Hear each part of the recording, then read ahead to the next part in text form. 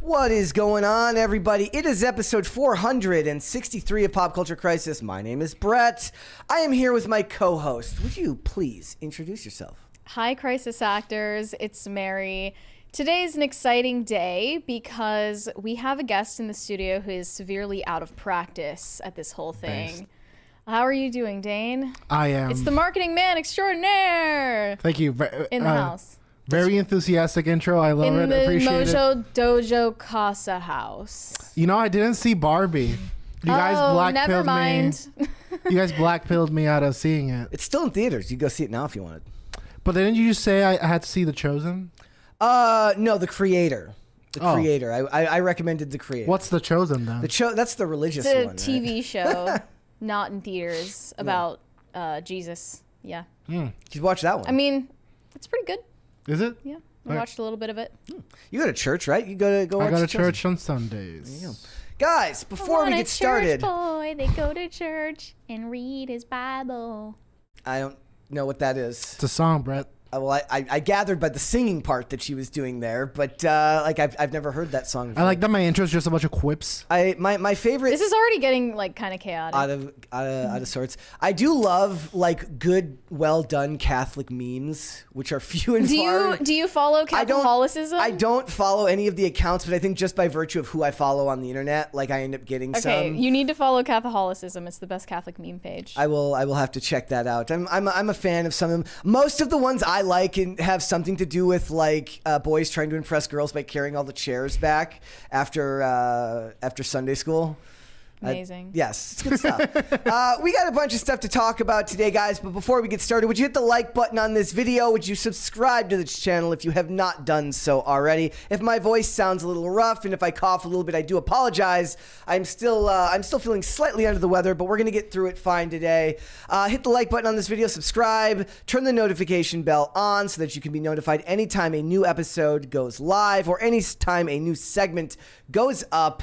Also, please share these videos with your friends so that we can have more people come in here, hang out, and watch the show with us. Also, remember, all Super Chats, $20 and over. We will interrupt the discussion. We'll read those Super Chats right then and there. Then we will get right back on topic. We will do our best. Today, we are going to talk about a couple of different things. What does Tom Hanks, Mr. Beast, Natalie Portman, and various other celebrities have in common? Well, they've all been victim of identity theft in the realm of AI scams, and with the women, some even worse things than scams. But we're going to be talking about it because there's a couple of different scams that came out this week involving Tom Hanks in a faux dental plan and Mr. Beast with a large iPhone 15 giveaway that neither of them. I fell for one of them. Did you? Yeah. She's like, I won't tell you which one though. They completely emptied my Bitcoin wallet.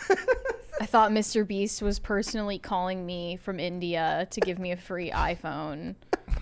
And I'm impoverished for life because of this. So glad that you find it funny, Brett, but this is someone's life at stake here. Now I'm picturing Mr. Beast with like an Indian accent. Hello, it's Mr. Beast. Sorry face.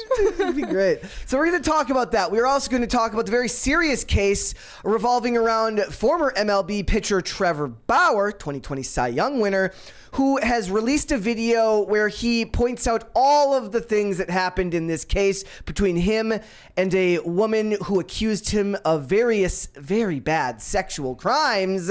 So we are going to discuss that. There's other stuff revolving around it that we're going to get into. Also, Laurence Fox. If you remember, we covered Laurence Fox not that long ago because he got in trouble. He got suspended by his news network for making misogynistic comments about a woman because apparently women are above criticism these days. Shocking, I know. So he got fired and arrested because they arrested him on charges of conspiracy to what was it? Conspiracy. It was on suspicion of conspiracy to commit criminal damage to surveillance cameras in London. Which I say is super based. So we're going to talk about that.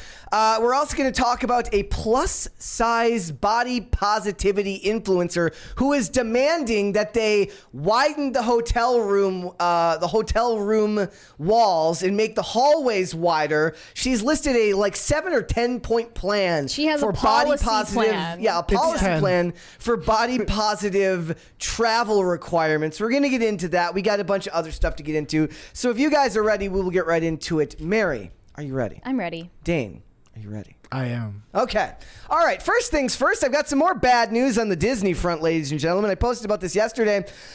Bambi might not include the most important scene in the whole damn movie, which is saying that they want to get rid of the mother's death scene because modern audiences they just can't handle it. Well, right? maybe he loses his mother in some other more benign way. It's funnier if they instead they just she just unloads on her abandons with him? with an AR-15 instead of a shotgun, right? Like that's how Maybe she just abandons him in the woods somewhere. It'll be like back. Bambi's mother would be like, I never had the option for this is- reproductive rights. Yeah. Therefore, I never wanted It's you anyways. actually a movie about Bambi's mother getting an abortion. Yep. God. So it says, in development since 2020, the Bambi remake is progressing to the point where the production date is coming very soon. Screenwriter Lindsay Allen Beer, who left the project last year, told Collider the new version will be adapted for our times, which, as you know, means updated for modern audiences. She said not to spoil the plot, but there's a treatment of the mom dying that I think some parents these days are more sensitive about than they were in the past. They're triggered. And that's one of the reasons that they haven't shown it to their children. Is she being for real right now? Like, did any Gen X or millennial parent not show their kid Bambi because it's traumatic? No, that's not a thing. The funny thing You're is, making this up. I believe the entire point of folk tales and things like this is to introduce difficult subjects Yes, absolutely. to children through But we can't do that anymore. Okay, well, and in a lot of ways, Disney has started to skip that. Like a lot of Disney movies, they're famous for they've always got a parent that's dead, but you don't see the parent die. You just come into the story. They're just too lazy to actually do the road work to tell the difficult story. Because they're bad people and they're not good at their job. My point was in the tweet that I had yesterday, I said, look, we're a culture in society now that's unbelievably obsessed with safety and with protecting people. It's helicopter right? It's parents. helicopter parents, right? And it doesn't really surprise me that a culture that's unbelievably obsessed with the notion of safety would then have those notions reflected back at them through their art and supposedly what I suppose these people would be considered artists. Right, by some stretch of the imagination. Yeah. Yes. You would back in the day, your actors and your artists and your authors and your writers went to war because of the draft and came back a lot of times different people, and they had to grapple with what happened to them, and a lot of times that would come out in their writing and in their work. Now, I mean, they don't go to war; they go to UCLA and they go and they get a crappy degree and they complain all the time on the internet, and it shows in their writing, and that's kind of a tragic thing, right? I don't understand why there needs to be a Bambi remake in the first place. Are they saying that this is going to be a live action?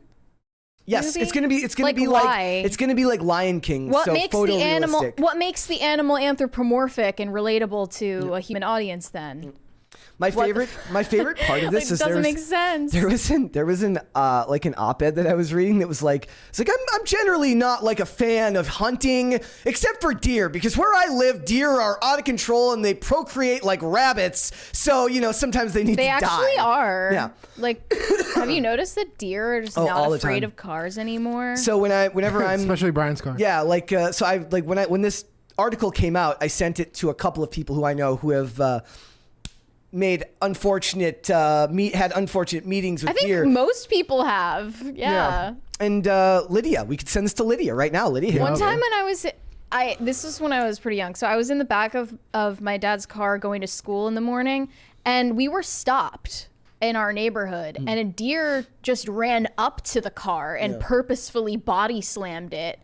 And I worry you about that here. Smashed the window in. It would have blinded me if I were in the other seat. I had a close encounter.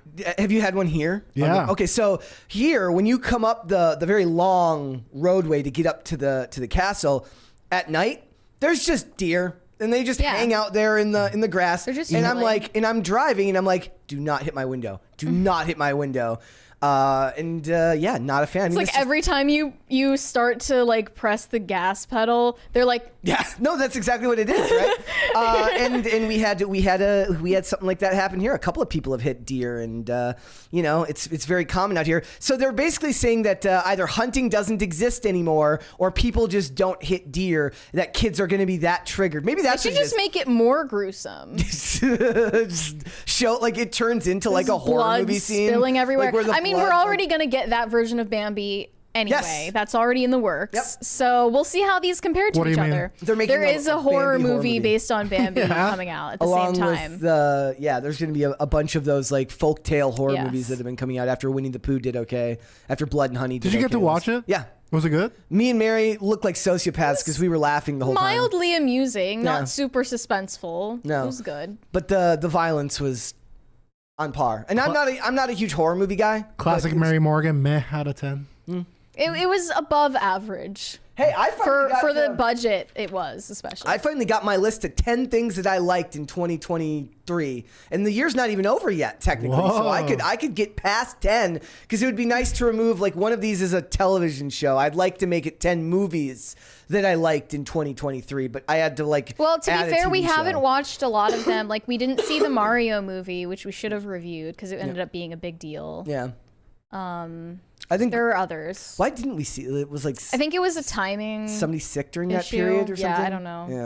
Yeah. But yeah, so Bambi's not going to have this because they're afraid that kids are going to be freaked out by watching Bambi die. And meanwhile, I still remember, like, I have this very, very distinct memory when they made the Lion King remake and he's falling off the cliff and there's just no emotion on his face. I was just giggling in the theater. And it was- Really? yeah. Because it looked ridiculous. It looked stupid. It was insane. Dude, I saw it. Does every kid when they're very young just see the same movie like 1,000 times? Yes. Okay, well, mine was Lion King and The Jungle Book. Yeah. Well, I'm talking about the remake in 2019. The original actually gets you. The original actually gets you. The remake, because it looks I don't really ridiculous. like the original. You didn't? I mean, it's not really like my generation of it's not. Disney. So I think it also was kind of like a little boy's movie. yeah. So he says Bambi First Blood. I'm so down. It's like a story of manhood. All right, guys. I got some more bad news for everyone. Netflix is looking to raise prices again. In this case, what they're going to be doing is they're going to be raising the prices on the ad tier. I don't know why you'd pay for Netflix ad tier when It's like just a Tubi is humiliation thing. ritual at this point. Yeah. Like, we've broken you down this far. You're on the ad tier. Like- You've been humiliated enough. Let's just add to your indignity. Every time. Kick you while you're down. Every time an ad plays, an executive somewhere laughs at you. Yeah, they're like relishing it at this point. They are. And not just that, but there was like an interesting op-ed written by John Nolte, who we love here at Pop Culture Crisis, about how Wall Street sees the future of streaming as relatively hopeless, meaning that they approved like there's like 300 new shows that have come out this year, and that's going to be cut down by a third next year because nobody watches 200. He says there's 300 new shows and nobody watches 290 of them, and he's for the most part anyone right. with an IQ above room temperature level would have seen that the writers didn't win in the writer's strike deal. Yep. Like, they're Really? saying right here, they will make fewer new shows and cancel more shows. Yeah. So then all of these extra writers who have been kind of maybe aren't getting the best deals, but are at least working, are now going to be out of a is job like because it's going to make it America. When people fight for a higher minimum wage, they don't understand the consequences of what they're asking But for. my impression is, sure, that's a part of it. But if you're one of the ones that has a job, like you get royalties. Yeah, but those people are always going to keep working. Like the ones who are really good, like they make. It's really funny. Somebody makes a point in this video where it's like, and it's incentive based pay for if the show does really, really well. We're like, yeah. We want That's you what to we like. That's what we want. We want you to actually care about what you're making. That way, when you sell, Like, you should have cared regardless. when you but- sell Warrior Nun and it doesn't do well, and then they're like, why am I not getting royalties? It's like, because you made a show that's ass and nobody cares about. So it should hopefully encourage people to want to make more broadly appealing shows. The funny thing I also saw in the negotiation, like part of it was that they wanted transparency, and it's gonna be like somewhat transparent. Like they still don't want to show their dog shit statistics to like the public. Speaking of dog shit shows, looks like the director of Robin Hood, Robyn with a Y, has called us out on TikTok. Called a bunch of people out. A bunch of people, but included us. Pop culture crisis? specifically. Yes. No. Not happy. Look, we made this video like well over a year ago. And he was going digging to find all the hate that Robin Yeah. Hood, the TV show, has gotten so far. Look, to like, cry and whine about it. A lot of people are making videos. A lot of people in this sphere are making videos. They're reviewing the show. I have no patience to review. Like we did Velma and it nearly broke me. So At I least don't have Velma it. was like relevant. I don't think Robin Hood, the TV show, is Here's, relevant. So my show Robin Hood is getting rating bombed.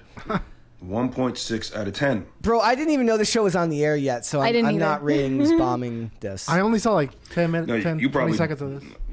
Why would someone do that? It's just some TV show. Well, being that Robin is actually a black woman this time, the angry nerd community is very upset. In fact, from the Proud member moment it of was the angry announced, nerd community these guys here. lost their minds. The moment. So this is a month ago. So this is just when we said we're releasing it. What the fuck is this? Race and gender swap.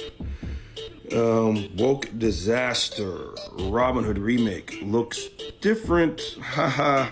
Guess what? He doesn't like that as a black woman either. So he's saying that your only reason for disliking a very blatant cash grab ripoff of something is that it's If it's a cash grab, you're doing it wrong because no one's watching. This will fail. Robin Hood gets black. Look at him laughing. It's so funny.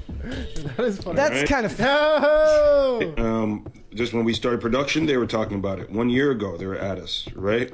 Pop culture crisis. It's a crisis. It's a crisis. What the, right? When this person put this up. Look, I'm going to be fair to the guy. Like, look, I don't want anybody's stuff to fail. Like, I want people to do. make. I want people. do. I want people to make good things and have people enjoy those things. But acting as if like making a video criticizing your show's premise is somehow a form of racism is ridiculous. Dude, I'm floating right now. I'm so proud of you guys. What was you the got your other- first hate vid? Oh yeah, go to the 3-minute mark. He blames all of this reaction on the manosphere. Me and Mary are basically fresh and fit. He's calling all of us incels. Real man, eh? Yeah, so this is what these guys are doing with themselves. This is the time they have in their life. This is the manosphere. This is the manosphere. This is what a man does. Yeah. If you ever had the guts to talk to a girl, to walk up to a girl and start a conversation, if you ever had that ability, I'm sure some of you do, would you talk? I've talked to at least one girl in my life. I'm sure of it. Really? Who? I'm sure. Tell her that I'll get you- back to you. I'll circle back. I'll circle back. Made a user account on IMDb so Gross. you could review. Would that be the thing you would do that you think would get you ahead in the conversation? Would you tell her that? You're a man, right? You do man thing. What is this? I mean, the production value You're of this so video. intimidating, bro. Just staring at us. You're staring us down. I like the And then background the beat. comments are dunking on him like, nah, your show's just dog shit. No, your show just sucks. Quit appropriating stories from other cultures. I thought y'all hated that. Maybe your show just effing sucks, my guy. Yeah, exactly. Look, I haven't watched it, so I don't know. For all I know, it could be the greatest show ever Oh, made. I'm sure it is. I haven't watched it. You know. Classic. Regardless, cinema. even if it is a great show, he's not doing anything to help it because he's being a whiny baby on social media instead of just promoting it because he likes it. Yeah, it's This is what not to do when you put out a movie or TV show. He said the show's getting great reviews like from critics and that people who are watching it are liking it. Of course the critics like it. Are you kidding? We'll keep our eye on how long the show lasts. Imagine my shock when the critics like the race and gender swapped show on the CW. Do we think it gets past season 1? No, Not after no. the strike, right? We'll keep an eye on it. We'll see what happens. It's just, This is just the best. it was a long time ago. We should just cover it like more just to get into a fight with this guy. Oh yeah. Let's start some beef with this guy. He clearly has nothing better to do. I'm for it, honestly. I love it. I'm glad that I could share that moment. Yeah. Yeah, there you have it. So thanks for the free promo, sir. Director Somebody X. says I'm in the Mariosphere. That's different than the Manosphere. It's the Mariosphere. Somebody said, who is that dude? He's the director of the show. So he's the showrunner. Yes. Who makes the show. 1.6 is one of my favorite comments. They said, if they live in a city, wouldn't they have police and not sheriffs? And I laughed at that. True. Really hard. Another one said, real men don't make videos crying about a rating for a show 0 people care about. Yeah. It's also Canadian, which means it's inherently, it's a Frostback show anyway. Yeah, like I already wrote it off when I heard it was Canadian. You didn't need to add insult to injury, man. Look, it'd be the funniest dunk though. It becomes like this big hit, and then Then it would really be a pop culture crisis, if you know what I'm saying, folks. Is he Canadian? I have no idea if he's Canadian. I know Global TV, I believe, is a Canadian network. I didn't hear any boots. No boots. All right, and he says I heart my hate. He loves his haters. So that is, and the funny thing is, that's the stuff that I like. Maybe I make fun of the most on like people on Instagram who's like, I don't care about you so much that I'm gonna make a video about how I don't care about you. You know, I don't care about. Was that this video? I don't think that's this video because he's not saying he doesn't care about it. He's just saying that he believes that he is above our critique. Granted, we didn't really critique the show; we critiqued the premise because we made that video a year ago. Because the selling point is the gender swap and the race swap, not the story. And it's not really all that. And it's not really all that shocking that when people critique your idea and your point is to say to me that like the only reason you could possibly critique my show is because you're racist. You're an incel. Well, welcome to the culture war I want nothing to do with, but apparently have to be included in because I think your show idea sucks. Yeah, one said, it's not getting review bombed. Your dumbass show makes no sense and isn't even an original take. But one person did sympathize. He said, ugh, effing white incel nerds. That's me. Yeah.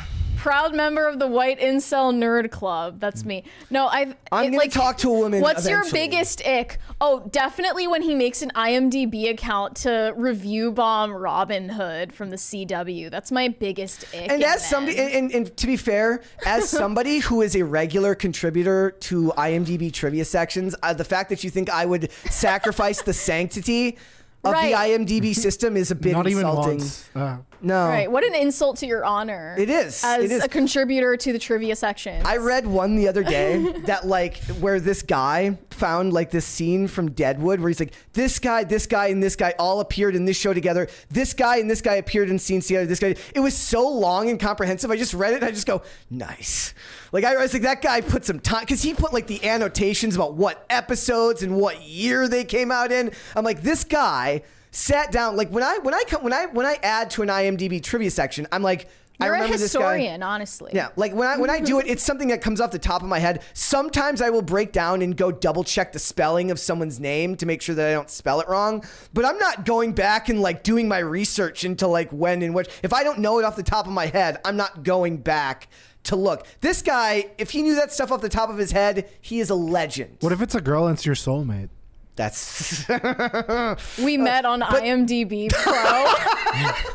The IMDb Pro dating site. Her trivia was banging. Maybe I'll finally talk to a girl. It'll just have to be on IMDb. I mean, look, IMDb used to have lit message boards, okay? I bet. Really good message boards back in the day. If that means that I can meet the woman of my dreams on IMDb, then so be it. I mean, people are getting married on Twitter. It's a thing. It's happened many times, many such cases. All right. Did you know that Sexyy Red supports Donald Trump now? Base. I'm changing my vote back to Donald Trump. Wait, what did CJ Pearson say about it? What is his comment? We'd have to pull up his. Can we get a context? Who is Sexyy Red? Sexyy Red is the rapper who released the song Pound Town. That was extremely vulgar and Pound Town, really? Yeah. Vulgar. CJ Pearson got into a Twitter beef with her. It was kind of hilarious. Literally? But she just endorsed Trump because at first everyone thought he was racist, but it's actually cool that he got black people out of prison. So, And started giving here them he says- stimmy checks. Here he says, CJ Pearson says, "Hey, Sexy Red, it's me again. I know we started off on the wrong foot, but maybe there is something we could agree on. This is something we could agree on. The black community deserves better than Joe Biden and his gas prices. Let's talk about it." Sexy Red just said Blexit. Here's Yeah. Yeah, they support him in the hood. Man, I want to 'Cause get at like first- Theo Vaughn is a national treasure who needs to be sent to like as an envoy to all cultures. The way they're both I wearing don't think. sunglasses. They support him in the hood.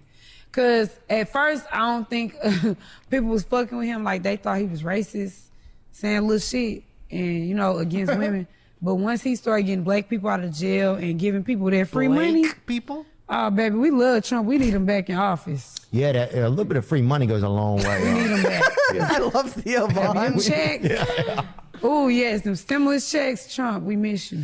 That's like Whoa Vicky. She's always talking about Trump. You see her ever? I like Trump. No, I ain't never seen what. She's funny. I She's love just on Trump though. He Instagram. funny to me. Like I used to watch his not interviews, like him talking to people. He used to be calling people fat. Yeah. He just Wow. See, he's a man of the people. He He is. represents everyone. He's every woman and man He's every woman and every man. and every Yeah. man. Oh man, I want Theo Vaughn on the show someday. Maybe someday we'll be big enough. Sexy Red, please keynote CPAC. Yes, I'm begging you. in a red dress because they always wear a red or a blue dress to CPAC. So she can. I can It's see her it happen. brand. she can Yeah. do that.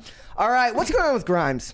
So there's more Elon Musk baby mama drama. First of all, in this new biography, it looks like Elon Musk's dad just fully outed Elon as being the baby daddy of Amber Heard's child, who previously was technically not confirmed mystery man.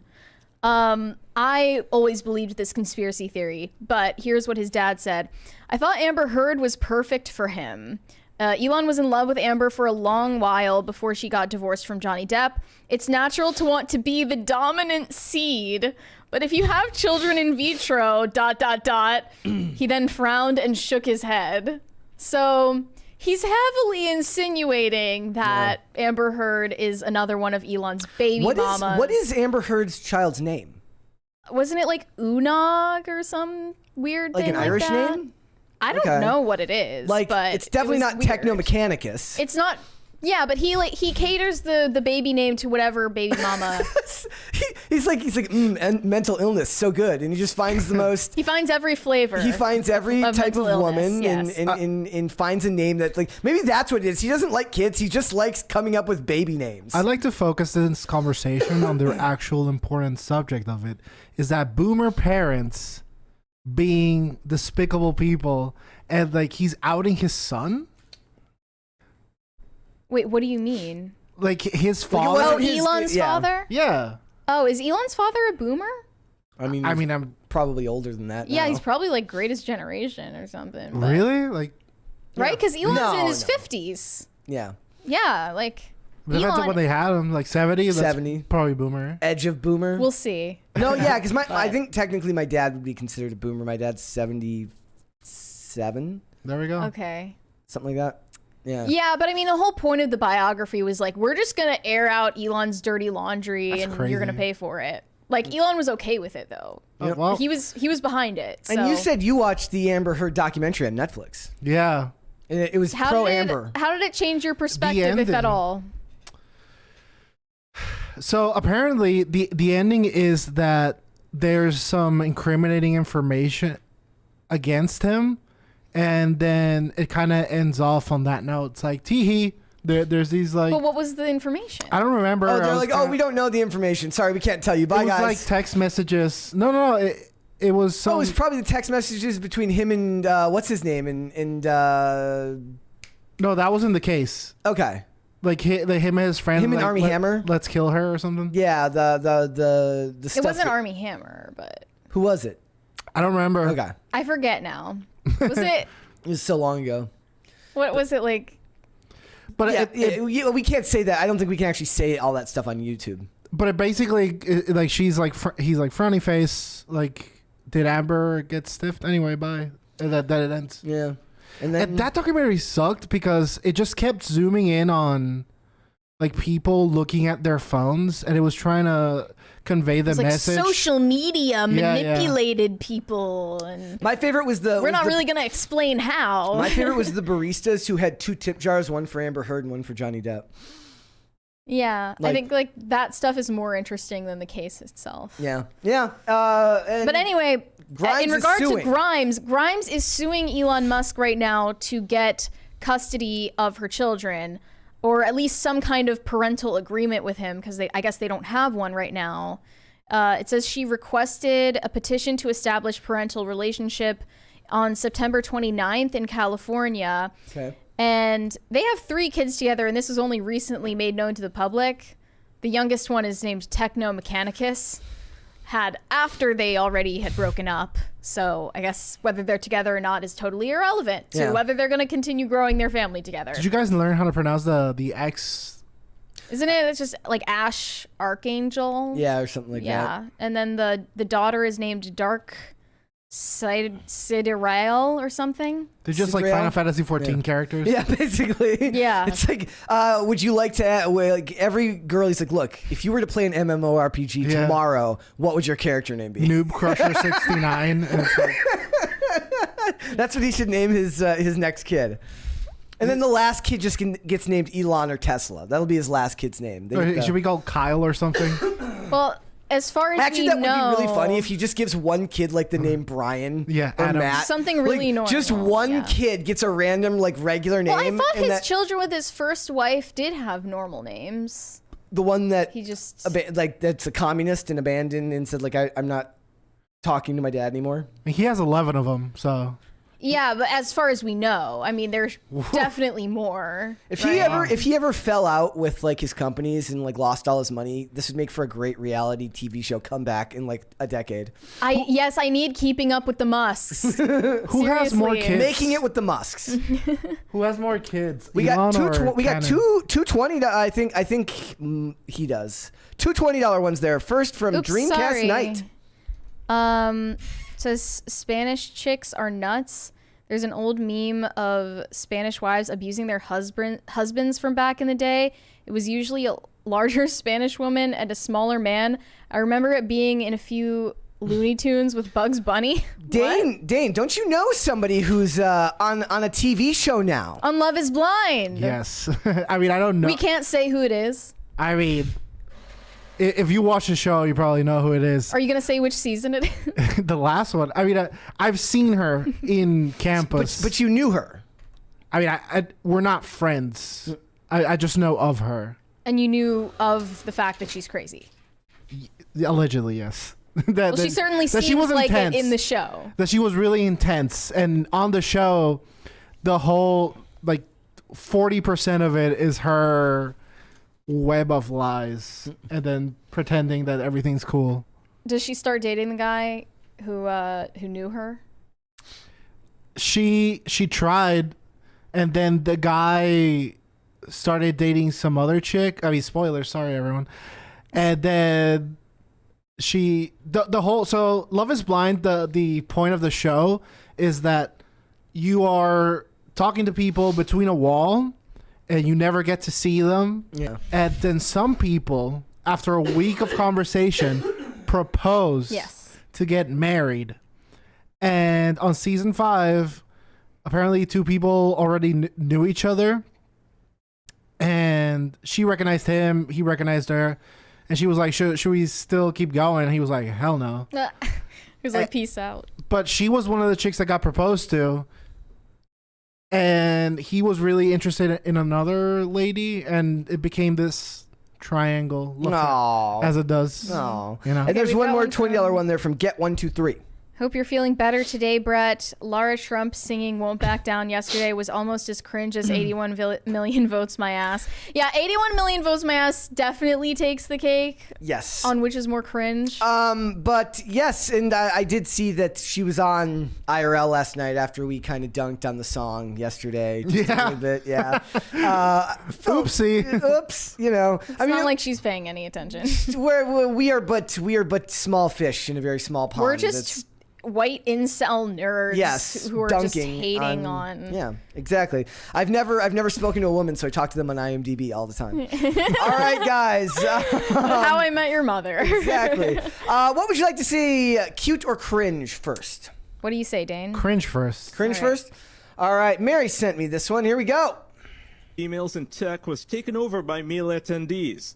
They were there just purely for the career fair. Social media clips filmed at the Grace Hopper, the world's largest gathering of women technologists, show men standing in line to meet with recruiters. This is a space for women in tech. This is one of those few limited resources that... Did she just say few limited resources? Yeah, for women in tech. Ladies, Have you heard of Girls Who Code? Ladies, I have a bridge to sell you. For real. Oh. isn't for you, it's for us. Some of the male attendees reportedly lied about being non-binary just to get in. But it's interesting that the large majority of the people that actually ended up in the event had name tags with he, him. Had no typical history of identifying as non-binary. Several tech workers defended the men for trying to capitalize on job opportunities not meant for them, saying that the entire concept was wrong. Let's be honest, there is no need for a conference just for women, because if it was the opposite, just for men, then it would be sexist. Just because you are a woman doesn't give you the right to talk to a big firm recruiter. Guys work just as hard and they don't get that chance. It kind of reminded me the other day, like whenever, do you remember the story? Tim reported on a lot about the teacher who would wear the huge yeah. And when people say like that's not a real woman, or how do you know that they're taking it seriously? It's kind of the same question when people say like, how do you, like, what is woke? Which, as much as I hate that word, like, it's like, and I say you know it when you see it.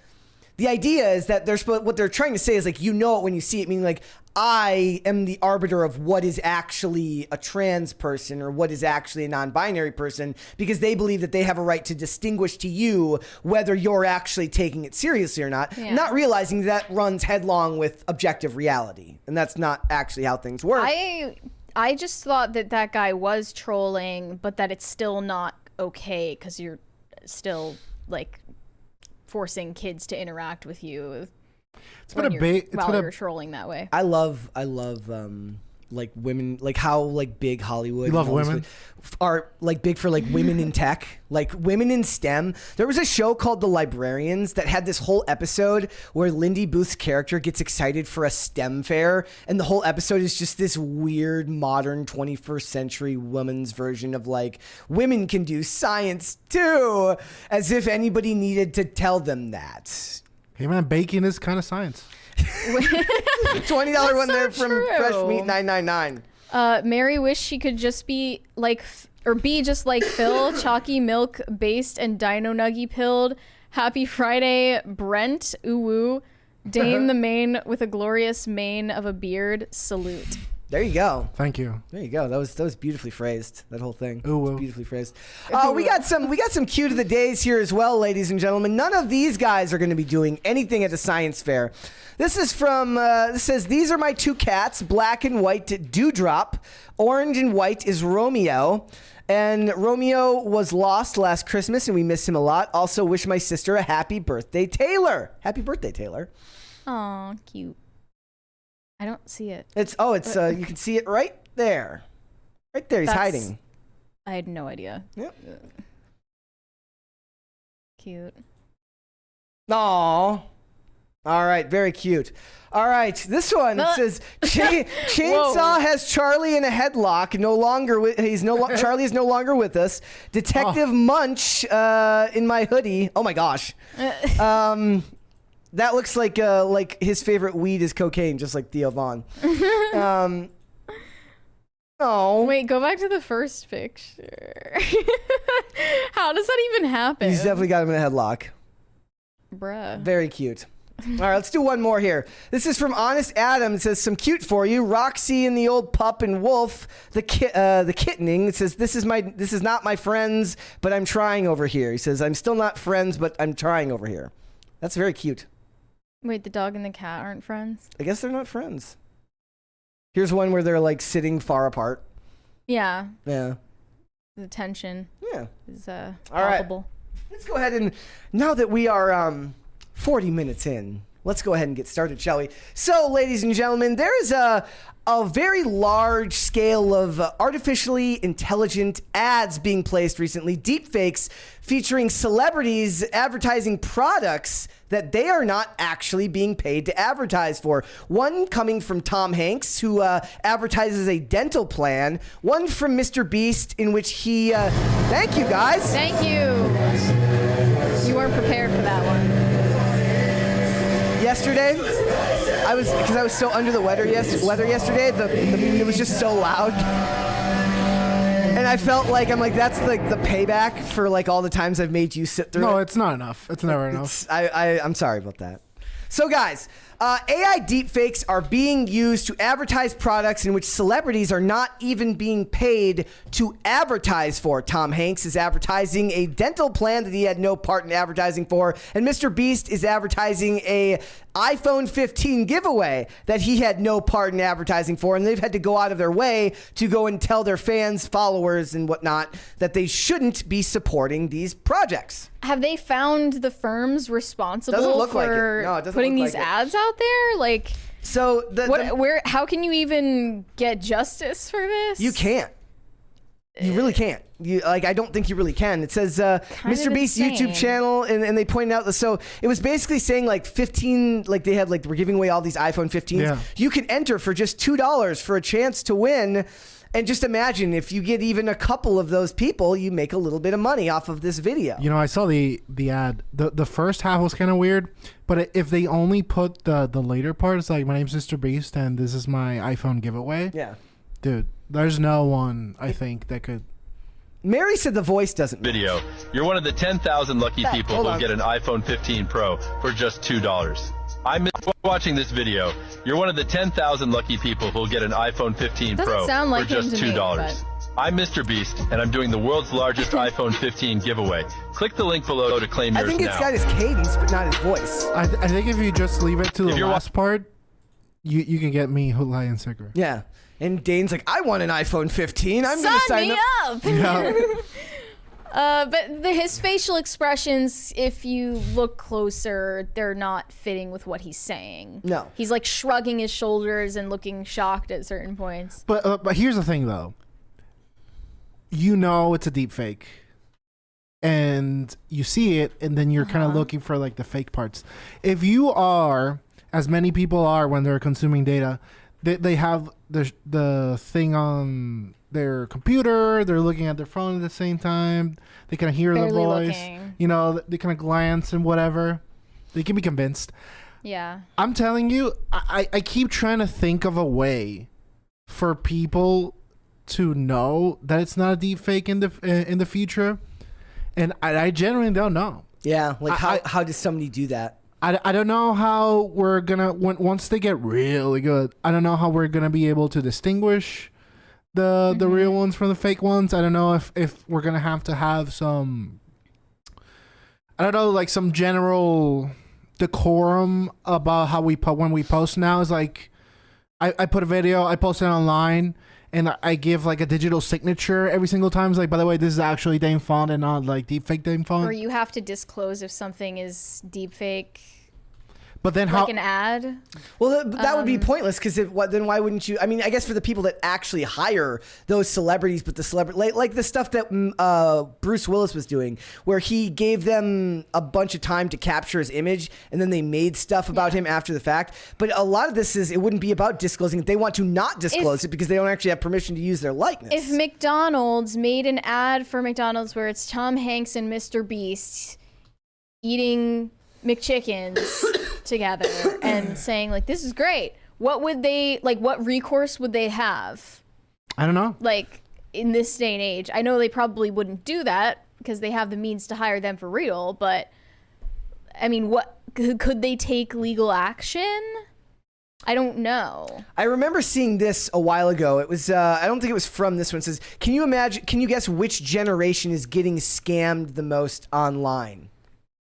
Oh, it's the younger kids? No, since you like dunking on boomers, I was going to mention that it's the boomers who generally aren't good at detecting whether a video is AI generated or deep faked. Vox had this article, Gen Z falls for online scams more than boomer grandparents do. My guess is because our parents and my generation is just told if it sounds too good to be true, it's too good to be true. Oh yeah, just like, don't do it. For scams in general, yeah. But like I think just if you're looking at any content that's not trying to sell you a scam product, like a hoax. Maybe. If you're looking at like a video of someone on TikTok, like we were scrolling through all of those weird AI generated videos where they're like, someone shot me 20 times because I stole their what do they say, their Popeye's chicken sandwich.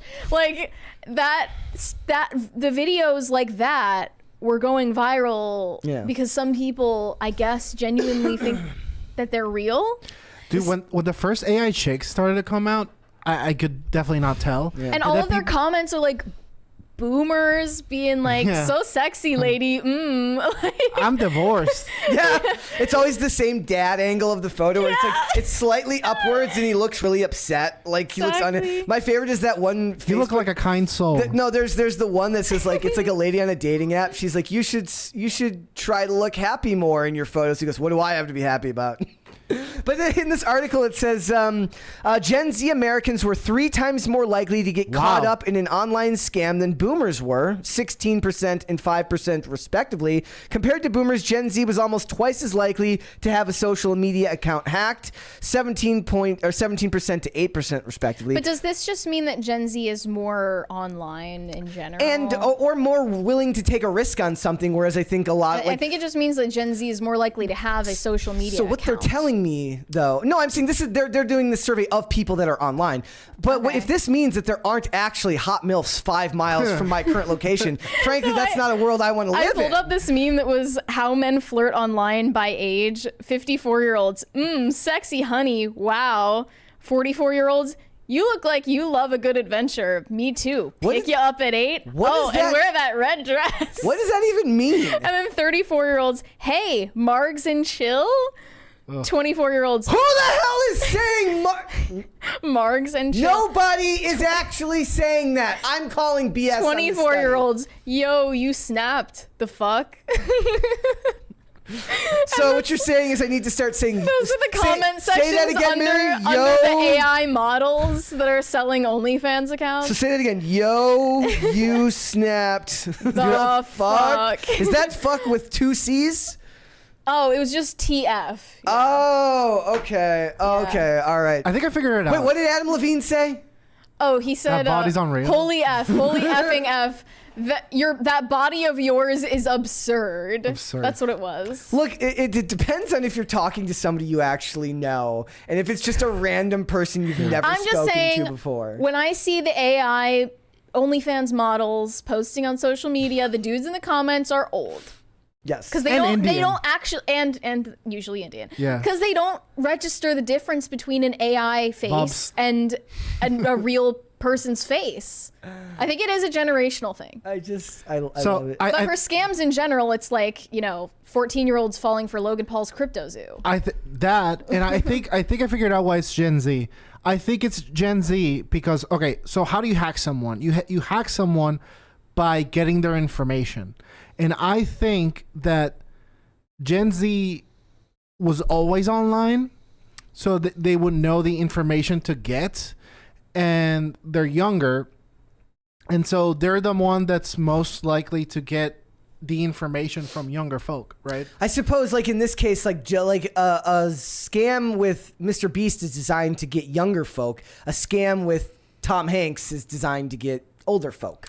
But it's not even a scam. The Tom Hanks one isn't even a scam. The Tom Hanks one's just like these people wanted to sell a dental plan to you that might or might not be real, but they just didn't want to pay for a celebrity to advertise it. Maybe he should advertise AARP. Yeah. I think they scam and get scammed the most is what I'm saying. Okay. Because they're all scamming each other. I think so. It's my theory. Because if not, my instinct would be like, yeah, boomers. Or be hunted. Not just that, but AI tech doubles popularity of celebrity porn deepfakes. I knew about the Emma Watson one. I knew about the Natalie Portman one. And Natalie Portman. That was the one that I remember Taylor talking Swift about. was also deepfaked. Does it like write a song about you when it's done? That's just gross. It says this boom has created an entire commercial industry built around deepfake pornography, including websites that have hundreds of thousands of paying members. One of the most popular Mr. Deepfakes has around 17 million visitors a month, according to Web Analytics. Shockingly, the spike in perverted activity was detected on websites easily accessible through Google and other internet browsers. Not the dark web. Meaning knowledge of how to use the dark web is not needed to satisfy depraved fantasies.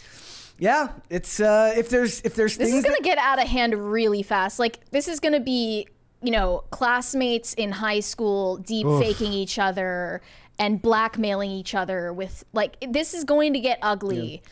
If it hasn't already turned into horror stories like that, it will. If there's two things human beings generally act stupid for, it's money and sex, and that seems to be the things where people are trying to exploit the most out of people, right? Like, you're very vulnerable if you give in to your most base level instincts, and these types of things are going to become much more prevalent, like you said. But for these companies, I just wonder if a lot of it is just these companies, they would know that if this was a legitimate company, if the one that the Tom Hanks one was advertising was a legitimate company, they would never risk getting sued by running an ad with someone that wasn't actually approved for. So they're not actually ads, they're just scams. Tom Hanks also gave his own thoughts on AI, and he said, the first time we did a movie that had a huge amount of our data locked in a computer, literally what we looked like was a movie called The Polar Express. Oh, yeah. Everyone remembers that. That nightmarish But when I was movie. a kid and I watched it, I didn't notice how creepy the characters looked. Did you go back and watch it later? I did. Yeah. And we saw this coming. We saw that there was going to be this ability to take zeros and ones inside a computer and turn it into a face and a character. Now that's only grown a billionfold since then, and we see it everywhere. And I can tell you that there is discussion going on in all of the guilds, all of the agencies and legal firms in order to come up with the legal ramifications of my face and my voice and everybody else's being our intellectual property. Yeah, I think that's the only viable solution. Yep.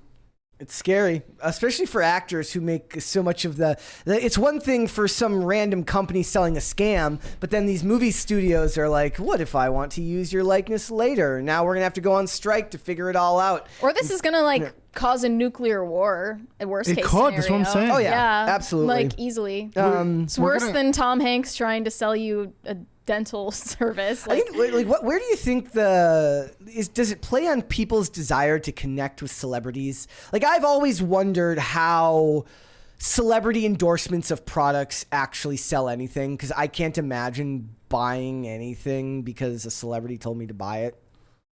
I wonder if I can imagine it. Yeah. I mean, think about the number of women out there that have bought Skims from Kim Kardashian. It's a huge brand. My thing is that I think as these things become more prevalent, I think for our generations, something that we're going to have to do is a digital bill of rights. Yeah, Ian talks about that a lot, right? Really? Thinking that we need there needs to be some type of internet bill of rights. Completely, because not only that, I think kind of users of the internet have to kind of agree on. You know how skaters have etiquette when they go to a skate park? We're going to have to create an etiquette on the internet and on social media to... You think that's possible? Prove the veracity. I think it will become necessary. That's crazy. To prove the veracity of all the posts, because, I mean... It's at the point where I feel like the entire election seasons will be determined by this. Can you even do that with the importance that we place on the ability to remain anonymous online? I don't think we'll ever be able to enforce actual etiquette, because etiquette would be tied to how you're viewed as a person. And as long as you're not being viewed as who you are, who would actually care about etiquette if you're not even being seen as yourself on the internet? Yeah, I mean, anonymity. Remember when Jordan Peterson went on this random tangent about how anonymity needs to go online? Yeah. Yeah, I disagree with him about that. Yeah, like I don't know if you can enforce etiquette. I know what you're saying about it, like at skate parks and stuff, though. But that's usually through a culture of like, look, you understand how things are done here, and if you want to be here, you have to kind of. But that's people would still disobey. But I mean, even if I'm like Weenie Boss 69. You would want to know that it's Weenie Boss 69. That it's the actual Weenie Boss 69 and not some fake Weenie Boss 69 who just made a sock puppet account. You never know. It's not good. It's Weenie Boss with 3 E's rather than 2. There was a 3 in there. But I don't know. This seems... There's too much money to be made, though. There's just too much money to be made in these scams. This is the... I've already had somebody like pretend to be me to sell some like OnlyFans chatbot. Wait, that happened? Yeah. Like, that already happened? Yeah. It wasn't like a deep fake or anything, but they did like make a imitation profile of me. And women have to deal with that a lot, like the fake profiles and stuff like that. Yeah, not like anyone would find it believable unless it would answer back. What Mary's like, what really would upset me is like somebody's like, come to my Protestant church, and Mary's like, that's it. Yeah, I'm taking you down. That'd be the final straw. That'd be the final straw. Yeah, I just I find this stuff great because it's not like the internet's gotten more, it's gotten more inhabitable or more kind to one another. No, I mean, it'll never. The more censorious the social media platforms have gotten, the more toxic they've gotten, because if you feel like you're being silenced from saying what you believe, the atmosphere of discourse is going to get more and more toxic and fraught, right? Yeah. So if anything, more social media platforms should imitate what Twitter is doing. And that's the best case scenario. There's going to be a lot more of this stuff, I imagine. Like you said, around election season. We're going to see it. Yeah, it's going to be crazy. All right, let's go to Super Chats. It's over 9,000. Said, congratulations, Brett. The Twins have won a playoff game for the first time since 2004. At that time, YouTube didn't exist yet, and Facebook had only been around for 8 months. Yeah, I saw John Boy posted a video yesterday. It said the first Instagram story video of a Twins playoff win. And this was actually, in fact, this would be kind of an interesting thing to mention. So I was looking at this yesterday because I am from Minnesota. So I guess it's relevant because, you know, I was a fan of the Twins growing up, loved Kirby Puckett, Kent Herbeck, all these guys. Chuck Knobloch. I hate the Twins, but go on. But the point is like we talk a lot about, and I think there's a lot of tunnel vision when you exist in this space about like how serious the world is and what you take seriously and how you feel the rest of the world. Like everybody always thinks every time an election comes around, everyone's like, oh, this person's going to win by a landslide. Everyone's on their side. I'm like, I don't think you realize how disconnected a lot of the world is from a lot of this stuff. There's people in the comment section on these videos that were saying, I literally cried when they won the game yesterday. They're like, we are still in a world where sports can bring people to tears. And I think that it's something to be said that like, look, what we think is the end all be all for us or for our lives or the world that we're living in isn't necessarily the same as the world that even your neighbor is living in, because it's just something where even at my height, even when I love sports, I would have never cried if a sports team that I loved had won a World Series. But a lot of people talk about how politics has been sublimated for sports, right? People have taken a team sport mentality to politics. And I think all of that is kind of a bit dangerous. When I was like 23, 24, I was like the resident schmoozer in my advertisement agency. And with men, 90s baseball and early 2000s basketball was the easiest way to get there. Yeah.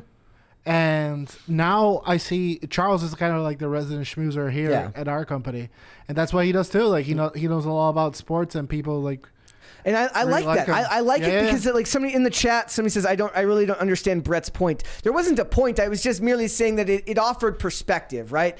That we live in vastly different worlds from those around us. And no matter how far gone you think everything is, like there's people that really are not paying attention to it in that same way that you are. It's an interesting thing to think about. Shane H. Wilder said, Catholicism is on point. Also, the Bambi movie progressing. I see what you did there, Brett. Don't let them find out about Old Yeller. Yeah. Now I want to go. Also, everyone should go and watch Homeward Bound. I love the movies where they would have human voices on animals talking and like the mouth's not even matching it. I love that. I love that. Get a life. Get 9 of them. He also said, a few weeks ago, I had to stop for a deer standing in the road. I honked and it just looked at me like, what you gonna do? Step up, MFer. See, there you go. Let's hold off on the rest and we'll come back after the fact. Okay. Mary, tell us what's going on with Trevor Bauer. A couple of years back, Trevor Bauer, a Major League Baseball player, was accused of rape by his ex-girlfriend, Lindsey Hill. And as a result, he was suspended from the MLB for the longest term that's ever happened in the history of the MLB.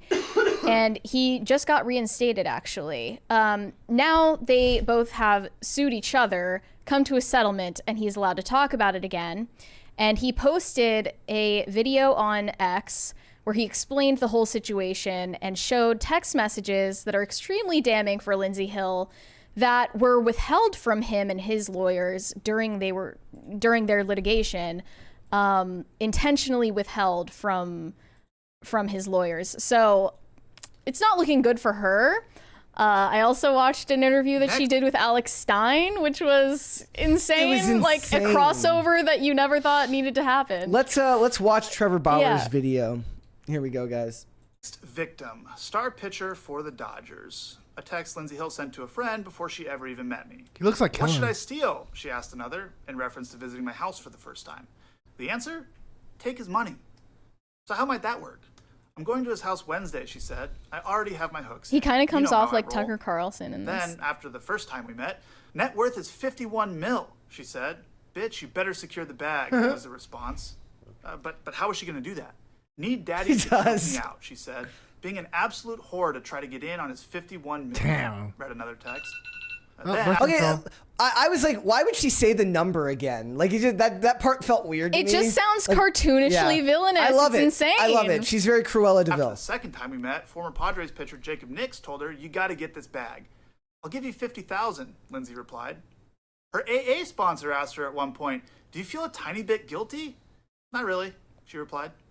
Since then, her legal team has approached me multiple times about coming to a financial settlement.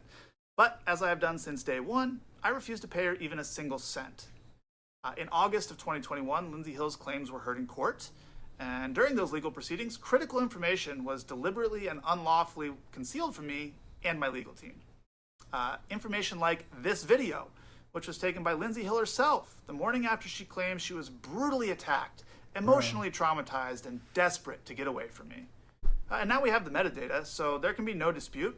It was taken mere minutes before she left my house on the morning of May 16th, 2021, without my knowledge or consent. That is an unbelievably evil face in that context. It is. Of course. In it, you can see her lying in bed next to me while I'm sleeping, smirking at the camera without a care in the world, or any marks on her face.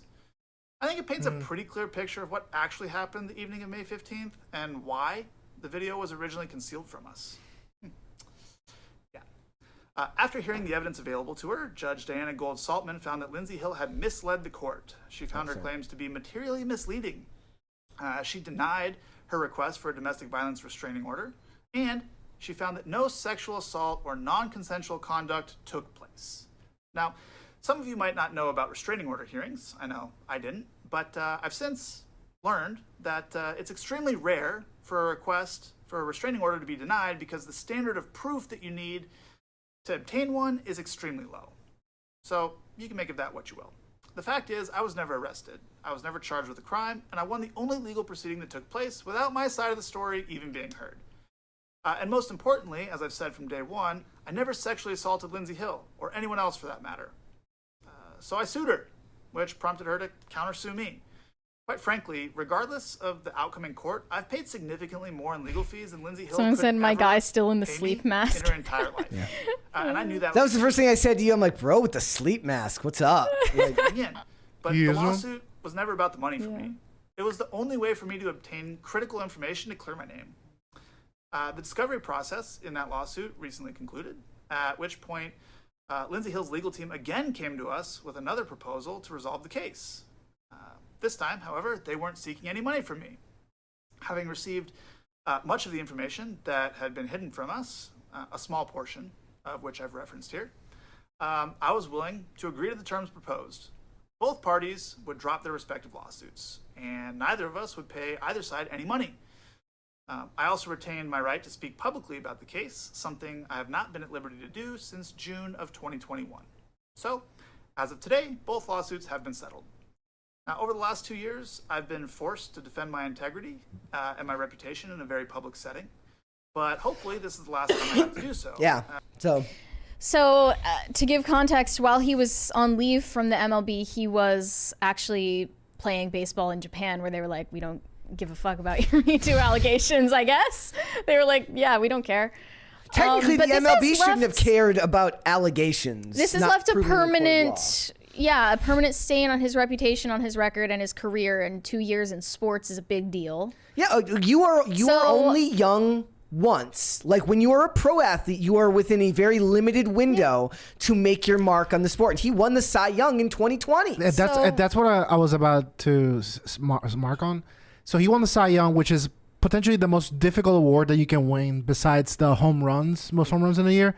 And so the next year, I think is when all this happened. 2021, yeah. That should have been his payday. Yep. Like if you win one of those awards, buddy, the money's coming.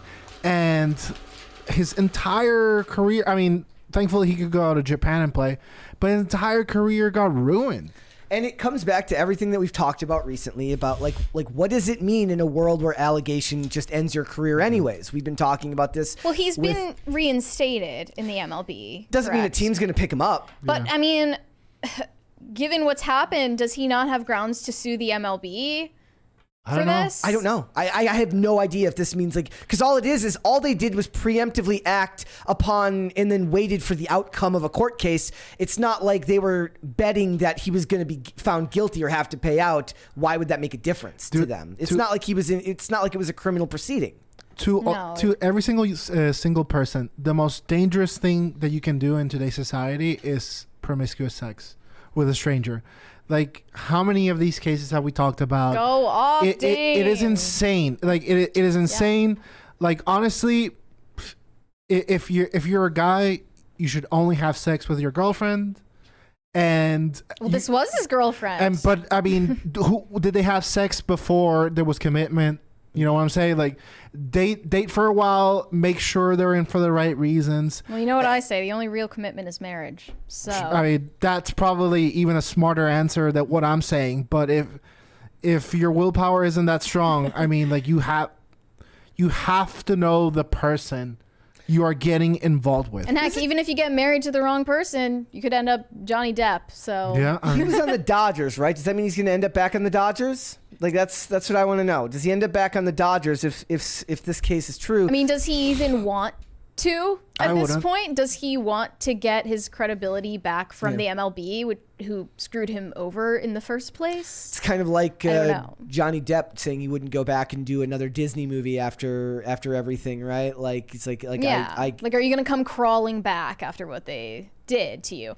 And also, for more context, Lindsay Hill is one of 5 women total who have made allegations against him. There's a woman in Ohio in 2013, another one in 2020, and then one in Arizona in 2020, and they're along the lines of. And he's awaiting trial for the 2020 allegations in Arizona. Is that next year? Where did I have it here? Lindsay Hill said that he's awaiting trial for the case with the Arizona allegation. She's asking for $3.7 million in her lawsuit and an apology to any women that the defendant has sexually humiliated and abused against their consent. That's in her request. Her claim is also rape and holding her at knife point and also... with a jagged steak knife is what the claim says. A jagged steak knife. She also says that he pressured her and paid for her to get an abortion, but then it's disputed whether or not that they actually, like, whether she was pregnant or not. I don't know. It's all just, it's what you said, Dane. You know, don't engage in all of this high-risk activity with people you don't know, who you can't trust, who have ulterior motives maybe. Like, it's a bad idea. Maybe it's just me, but I'm extremely distrustful of like you know what I mean? Like, if you're distrustful, imagine how distrustful you ought to be if you had a net worth of $51 million, though. Yeah. and like you would not be acting the same. Yeah. I Like- truly don't know a more dangerous activity that you can engage in. And I mean, for women, I would say my wife is like obsessed with arranged marriages. She's obsessed. It's like with, her pet issue. Yeah. She's obsessed with them. She's also kind of like freakishly about the statistics of them. Like they have super little divorce. And I'm like, well, maybe that could be the culture where divorce would be more frowned upon, whatever. But I think when I see the single girls and their plight to find a decent guy, I keep asking myself, like, where is your brother or your father in all this? Like, helping you, like, sort out, especially the ones that say, like, I just can't seem to find, like a decent one. And it's funny because as a man, as a brother, as a cousin to, like, a bunch of females, like, as a guy, you always know. Like, this one's kind of a weirdo. Have you been arranging marriages for your female relatives? I would love to. I would. You're gonna get into the matchmaking I would business? genuinely love to. You're gonna single-handedly save the marriage and divorce statistics. I think if not me, then who? Okay, and also Alex Stein's interview with Lindsay Hill It was so weird. Craziest shit ever. He was kind of hitting on her. You know, to be fair to the chick, she seemed to have a great sense of humor, regardless of what did or didn't happen. Yeah. She had a great sense of humor about it. So props, I guess. Let's play a little clip of that. Okay. It's insane. Yeah. I like he was to kind of just flirting with her. slap and pull a hair and do this and that. Let's You just know, do this. as a normal guy wants to do, right? You just slap, pull the hair. It's what it is. You know, I mean, we all like to have a little fun. Did he cross the line? What happened? I mean, how does it go from kind of playful, fun stuff She looks to like Elizabeth assault? Banks. You know, what can you say and how can you describe the situation? Yeah, it's actually something, you know, for 2.5 years, I have been testifying on and, you know, explaining things away. Every text message, you know, the video, it all has an explanation. Well, those text messages are bad, though. Lindsay, you keep bringing the text, and I don't even want to, you know, totally She kill you on these smiles texts, right but through it. As a person that, you know, listen, these texts, let's look at right here. What does her that face, mean? dude. Next victim star pitcher for the Dodgers. That's text one. That's What kind does of that bad, mean? That could Lindsay. mean What does that anything. I know you're saying this is no context, and I'm sure you're being sarcastic. I'm guessing. I mean, well, but what the hell does that mean? Next victim. Yeah, and this is, you know, exactly what Trevor wanted to do was random pick 3 or 4 texts and weave it into a narrative where I just look horrible. But so, you know, when I explained that and in my deposition and different things, I'm like you. I like to joke. I'm very sarcastic, sometimes inappropriate. Anyone who knows me will know that. And these are private, you know, text messages with my friends. And You know, agreed to victim be is not fair, the word look there, at but, Johnny Depp's text messages my- about Amber my Heard, past, I've where been he's saying all that involved gross with, stuff about her. Like, other that was baseball also a players, joke. Did he actually do those things, though? Or No. But she did make him a victim. Well, she didn't end up stealing his money, did she? Was my Tried. role at the time, Attempted and victim. it was a funny way. You know, I had already dated baseball players, and it was a funny, sarcastic way to say, "Oh, here's the next one," you know, that I'm gonna try to get attention from. And it was a lot of ego and, you know, attention-seeking believe that. behavior, which is what I can own, and what he can't do is own any part. But I can totally own the attention-seeking behavior. But these texts. I wonder if she'd be willing to own the tried to ruin a dude's life behavior. I don't know. You know, in a grand scheme, don't address what happened at all. This was before any of. Oh my gosh, CB's right. That she does look like Rebecca Romaine. Holy crap, you're right. You're right. You know, Look at a picture of Rebecca Romaine. interactions or anything like that. So what happened though? So in the next text he says, "I need Daddy to choke me out." Then the third one it says, He's "Being so an out of absolute whore to try to pocket. get in on his 51 million." And I have to be honest, when I read these text messages, I get a little sexually aroused. I think that's just because I'm insane.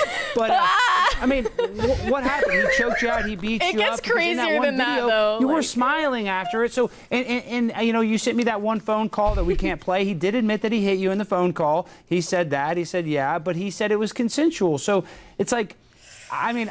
He said, she said at this point, right? So what happened in your opinion? Totally. I think there's several points I can hit on. Those other text messages, just to address those other horrible ones that are just horrifying to be read out loud to. But I think. Yeah. Yep. They also went over this video of her where she's getting kicked out of a Morgan Wallen concert, just absolutely white girl wasted. But she was drinking a Bud Light in the video, and she was like, Alex, don't turn on me. It was before the Bud Light controversy happened. How about we play that video? All right. Me too. No, Actually, fuck you. You gotta go. She's very mad. Yeah. Actually, I'm sorry. It was Hey, don't do that. Metro's coming. Well, I want to make sure that nothing happens. You can go. No, you can go. You can go. No, actually, yes, ma'am. Yes, don't come with me. No, I won't. She's drunk already. This guy's like,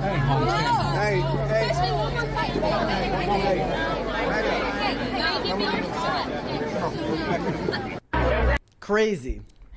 Yeah, so she said that she was in AA and sober for 18 months before meeting Trevor Bauer, and I'm guessing their dysfunctional relationship was the end of that stable phase of her life. It shouldn't be so easy to ruin a person's life and career. To me, it looks like the public opinion has shifted now. It doesn't matter.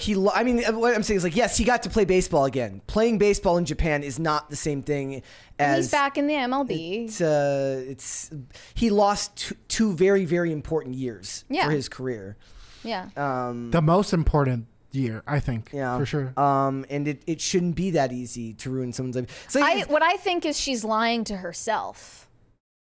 You think? I think she's lying to herself about what happened. This is a lot of Me Too people. Like, maybe in reality, no, like what happened was consensual, but then in your mind, you're going to talk to a therapist about it and talk to your friend about it, and everyone just is giving you ideas in your head, and you're kind of twisting the narrative to yourself to the point where you're wholly convinced that you were the victim of something, when in reality, like, you just did something in the bedroom that was degrading and demeaning. But that doesn't really line up with texts that say like next victim gotta get like it sounds like she was there to perpetrate a crime.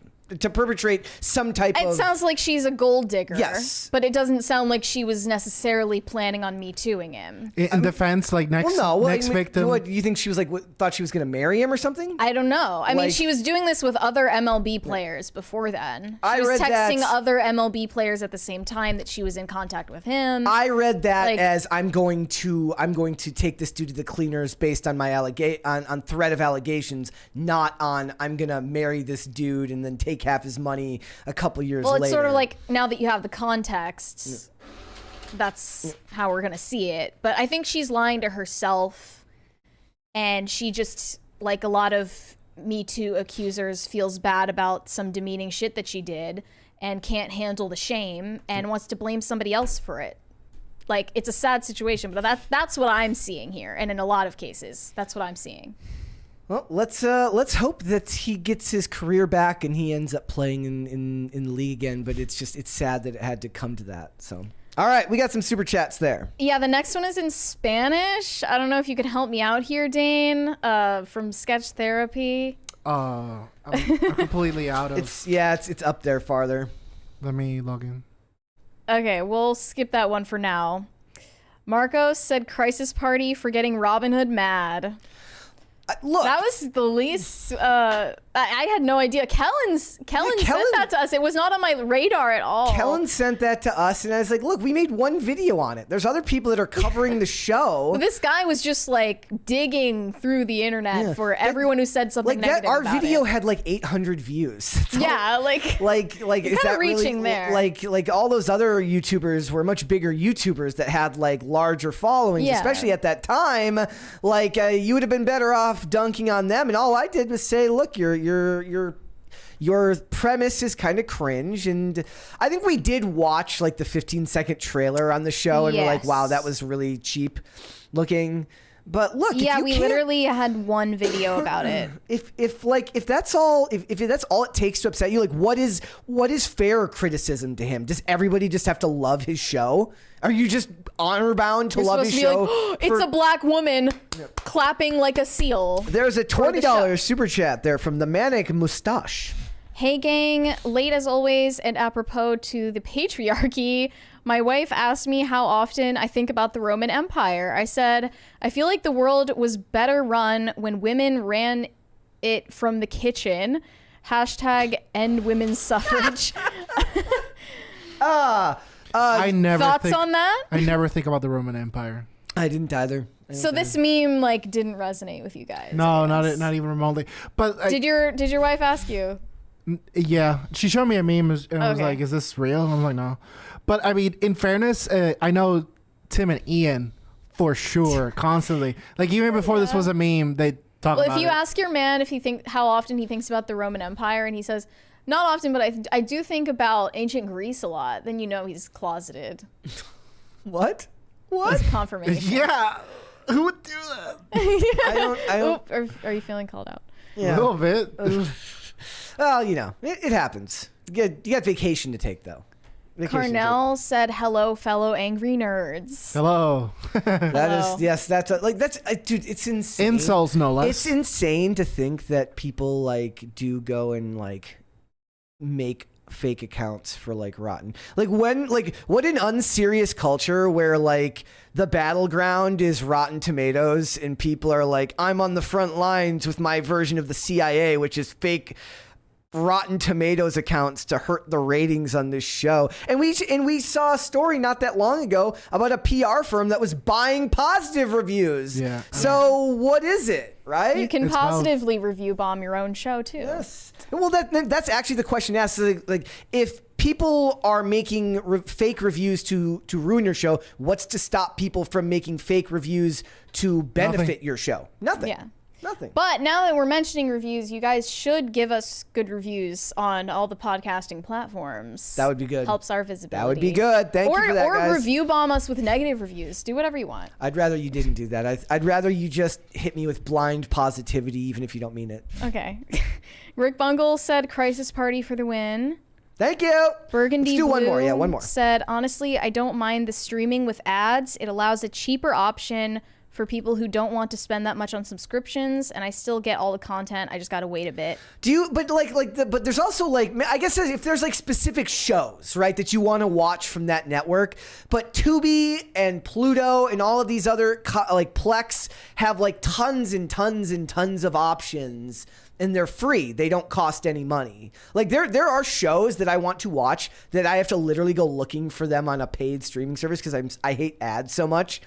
Like I want to watch all the seasons of Lost Girl, which was a showcase show. Thought you were gonna say Lost, went a different direction. No, Lost Girl, which was a Canadian show starring Anna Silk. It was really, really good. It used to be on Amazon Prime, no longer there. And I was like looking around. I'm like, it's only on the CW app, and I'm not downloading or using the CW app. I'm not doing that. It wasn't even a CW show. So I don't really, I guess it's just owned by a subsidiary, right? But that's bullshit.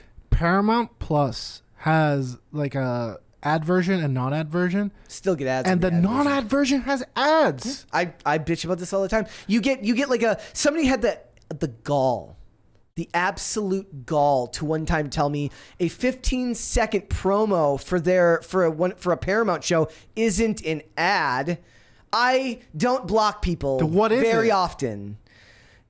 Oh, did you see that? I think it was Paramount that posted the entire like Mean Girls movie on TikTok in 20-minute clips. Did they? To just dunk on the SAG strike, probably. Dude, yeah. I don't block a lot of people either.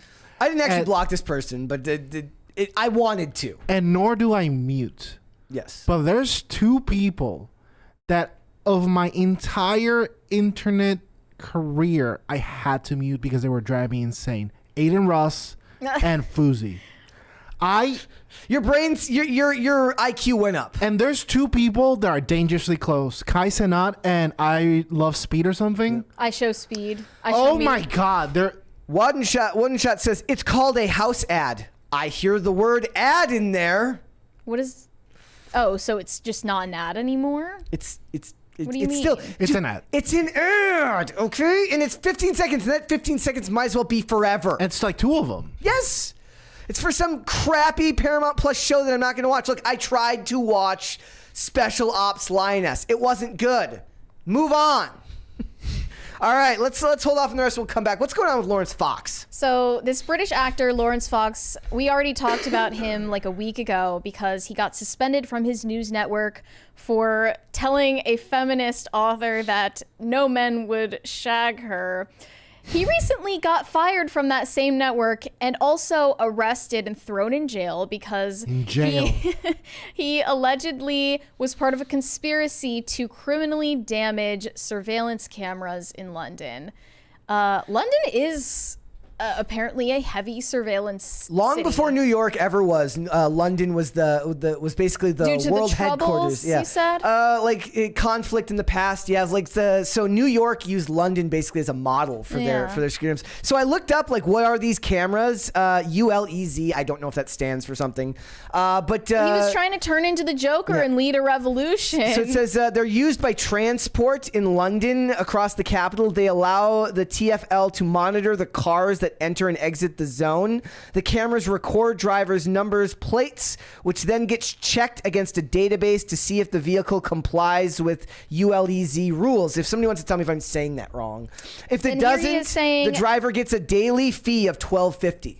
This is his quote where he was saying on a show called Blade Runners, "Tear down every single camera there is. I'll be joining them. I will be out there with my ankle grinder. I would encourage mass removal of the surveillance state.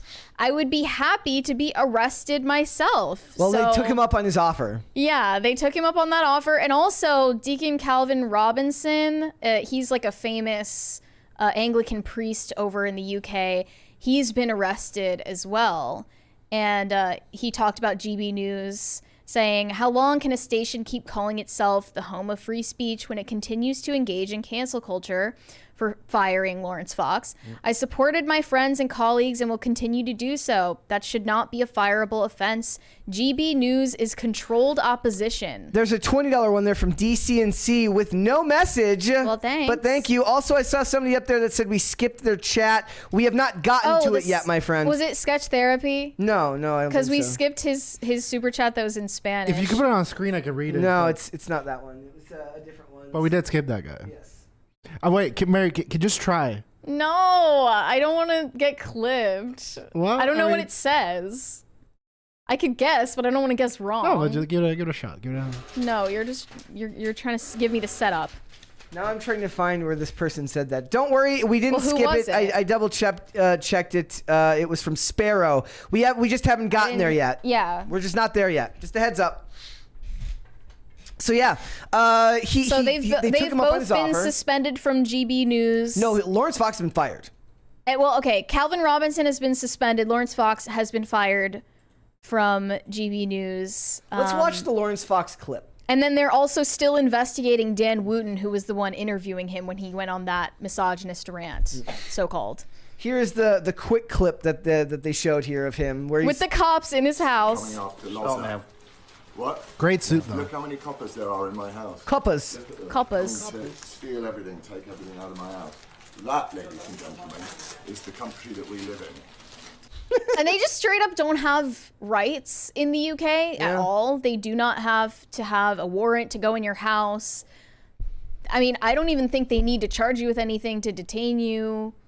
You don't have freedom of speech. There's no, That's for sure. There is no law in the UK protecting freedom of speech, freedom of expression at all. And they were called low emission zone cameras. That was the point of. What does that even mean? So if they're just talking about in those zones, if Is you it don't like comply, enforcing certain like green regulations? they monitor the cars that enter the zone, so they check their plate, and then apparently the only day they don't check your plate is on Christmas Day. Then you get a reprieve from your possible $12.50 fine. So the climate, literally the climate police are watching you. I don't know on if this has anything to do with the climate. Constant surveillance to. I mean, I assume what they're doing is Okay, they're yeah, checking, here's they're one checking from- your license plate to see if you have complied with green regulations. Okay, so like on yeah, your like car we for got emissions. like I had to go get an emissions check just last month or at the end of September, Which right? is insane, but it's nowhere near No. the level where it's That's we're gonna normal. record you like Yeah. with a speed limit camera, but Mine for, is basically like if I chose not to do that and I got pulled over by a cop, Yeah. then yes, I could have gotten a ticket for it. These are cameras that check every day to see if you have complied and then Yes. fine you if you don't. DCNC for $10 says ultra low emission zone. It's the pretense of doing something for the environment, but it's just a tax on entering central London. Cameras for taxes. It's so funny. It's almost like there have been television shows and movies that have talked about how this was going to happen for ages. There's actually, I posted a really good a really good like breakdown of the show Person of Interest that explains how Jonathan Nolan got the idea for the show, which is based on artificial intelligence that can watch basically everyone all the time because of all the security cameras that exist. And he got the idea because he grew up, he spent time in London when he was younger, and they had the world's most secure, it was the most surveilled place in the world in London at the time. And now New York is still, I think, behind London in that respect, but it had to do with, for us, it was because of 9/11, right? We started really, really ramping up security cameras after 9/11, but it was already going on there beforehand. It's just now they don't have to use it to catch terrorists. You're the terrorist for not paying your $12.50 climate tax, apparently. You're the bad guy, they say. Yeah, they were. And so they will arrest. So they will arrest TV personalities who have a platform who could get out there and maybe push back on them because they are afraid of people with large platforms. I thought that because of their so-called online safety bill, he had been arrested for something that he tweeted, But I think they were looking for a reason to arrest this guy anyway. Like, yes, they would absolutely. find something eventually. And also, Ava Santina, the feminist who he was talking about, who he was insulting on air. Yeah, the woman he insulted. That he said he claimed that he wouldn't have sex with her. Yeah, the woman he insulted on air. She went on GB News and said she's going to the police because she fears for her safety after threats that resulted from what he said about her. He sicked his misogynist trolls on her, and now she fears for her life. For saying I want to sleep with her? Yeah, he said like no self-respecting man would shag this woman. That's It's what he funny said. because they were actually saying the same thing about Andrew Tate's followers, like coming after the women that were accusing him. Like there was people in the that were like seeking protection because they were worried that the people that follow him or that support him would come after them. But yeah, you can't drive through London without something like this happening, and then somebody just gets arrested. And then what happened with the other guy who got suspended? Calvin Robinson, I don't think that he got arrested, did he? No, he just got suspended from work. Yeah, he got suspended from the same news network as Laurence Fox, that hired Laurence Fox, and he's defending him right now. I did want to play this clip here from somebody on Talk TV here, so let's watch this real quick. Let's just talk first about this arrest. Obviously, Laurence Fox put the police search of his, what looks like, by the way, very lovely home, on camera. He wanted people to see. He has been talking an awful lot in recent years about the He sort was of bragging country about we being have rich. become, How dare his he? speech has been censored and the people are not getting a proper say and being ignored. The question is, many people will agree with a lot of things that he says. I agree with a lot of the things he says. I disagree with an awful lot as well. Very happy I to would publicly shag that praise or woman, she criticise him as says. I see fit. But they would draw the line at criminality. What do you make of the arrest? Well, no, I think Laurence Fox's words last night or whatever it was this week were slightly misjudged, to say the least. He did not need to go into quite the level of what he was saying to say he would join them on the streets. He had his own angle grinder. I can see why the police would begin to think that that probably crosses the line into support or participation or a promise of participation. Here in America, our politicians just bail you out when you do it. So What is a crime? Want to hear my British impression? Yes. Oh, you stabbed me. Les any more than the next guy, but I understand the police have to. He makes a good point those, here, though. Who they catch chopping down these cameras, but, and it's a big but, Julia, there are other celebrities that endorsed criminality openly. They did so when Extinction Rebellion and Just Stop Oil were on the streets. They said, I will be out there. I will go out there and join them in disrupting a highway, obstructing a highway, causing a public nuisance. And I do question, many of them household names, many of them have got shows on the BBC, not on GB News, on the BBC. I do question why the police have gone after Laurence Fox so hard when, to the best of my knowledge, many of those celebrities have continued their happy careers unimpeded. Why are some celebrities not punished and other ones are? I don't know. It's a mystery. We'll just ladies have and to gentlemen. It's a chew on that mystery. one. I have no idea. I couldn't imagine why that Couldn't would possibly be his political leanings. I have no idea. It's crazy. Also, IMDb trivia, perhaps. Ooh, that's good. Does Laurence Fox to you? I have to go back to this clip of him. Does this look like a man that you would that you could mistake for Hunter Biden? Because he played Hunter Biden. I don't think he looks like Hunter Biden. Not even at all. remotely. No, got to put the makeup on him. Gotta like, hey, speaking of people who don't get prosecuted for. Yeah, good point. It is what it is. I imagine that he'll get out and then go right back on the tear with these comments. I mean, they know that it just makes him look cool, right? The same thing happened to Andrew Tate. Yeah. Like, getting put on house arrest makes you seem more subversive. Yeah. And you can sell more books that way. It's a business model. So really, they're helping him. All right, let's go to Super Chats. Leonardo DiCaprio said, as someone who is sometimes described as an angry nerd, people often confuse derision or disappointment with anger. I don't have to be mad to mock you. There's a whole lot to that comment. Holy crap. I guess the Robin Hood director was assuming that people are angry at him when really we're just making fun of him. I guess, that's a fair point. Dreamcast Knight said, LOL meant to add Amber will be popular in Spain. Amber Heard is living in Spain. Yes. Is she popular there? With Elon. Well, hey, I mean, like all these other, like, do you see Kevin Spacey got like medevac to a hospital after having a heart attack or something at a film festival? Like, he just moved to Europe and seemed to go on about his business with nobody seeming to really care. Yeah, I guess the culture of the U.S. is just very insular and warped, and the things we care about, a lot of the rest of the world doesn't care about. Or I mean, they just don't have the same, like, they don't harp on the news the same way we do, so they're not, maybe they care about the same things, but with their own celebrities, not with ours.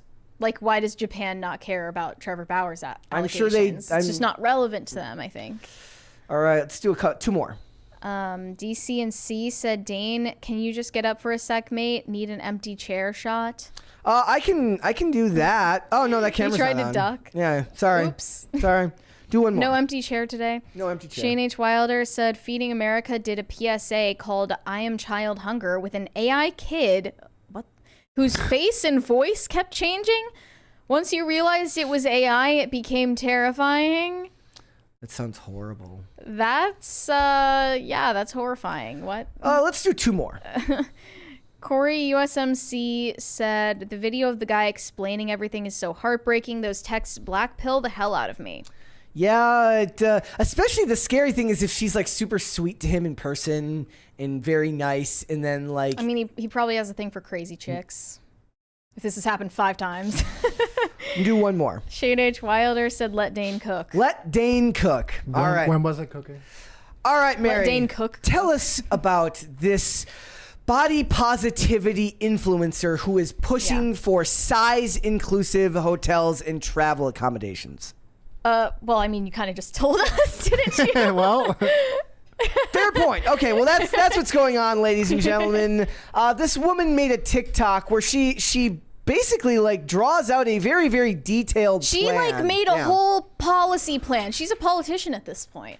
She has 10 reforms that she wants them to implement in all the airlines, all the hotels, and I presume this would be like enforced by the law. Well, yeah, it would be- globally, like the global government It would is be going American. to make sure. And then here's the thing: like, would this fall under the Americans with Disabilities Act? Maybe. All I know is the fats are getting really uppity. Look, there's already accessibility in hotels. There's already accessibility in travel. Well, let's listen to what her suggestions are, shall we? What I'm gonna do is I'm gonna. She's literally like, you need to make big chairs for my big fat ass. Like, come Basically. on.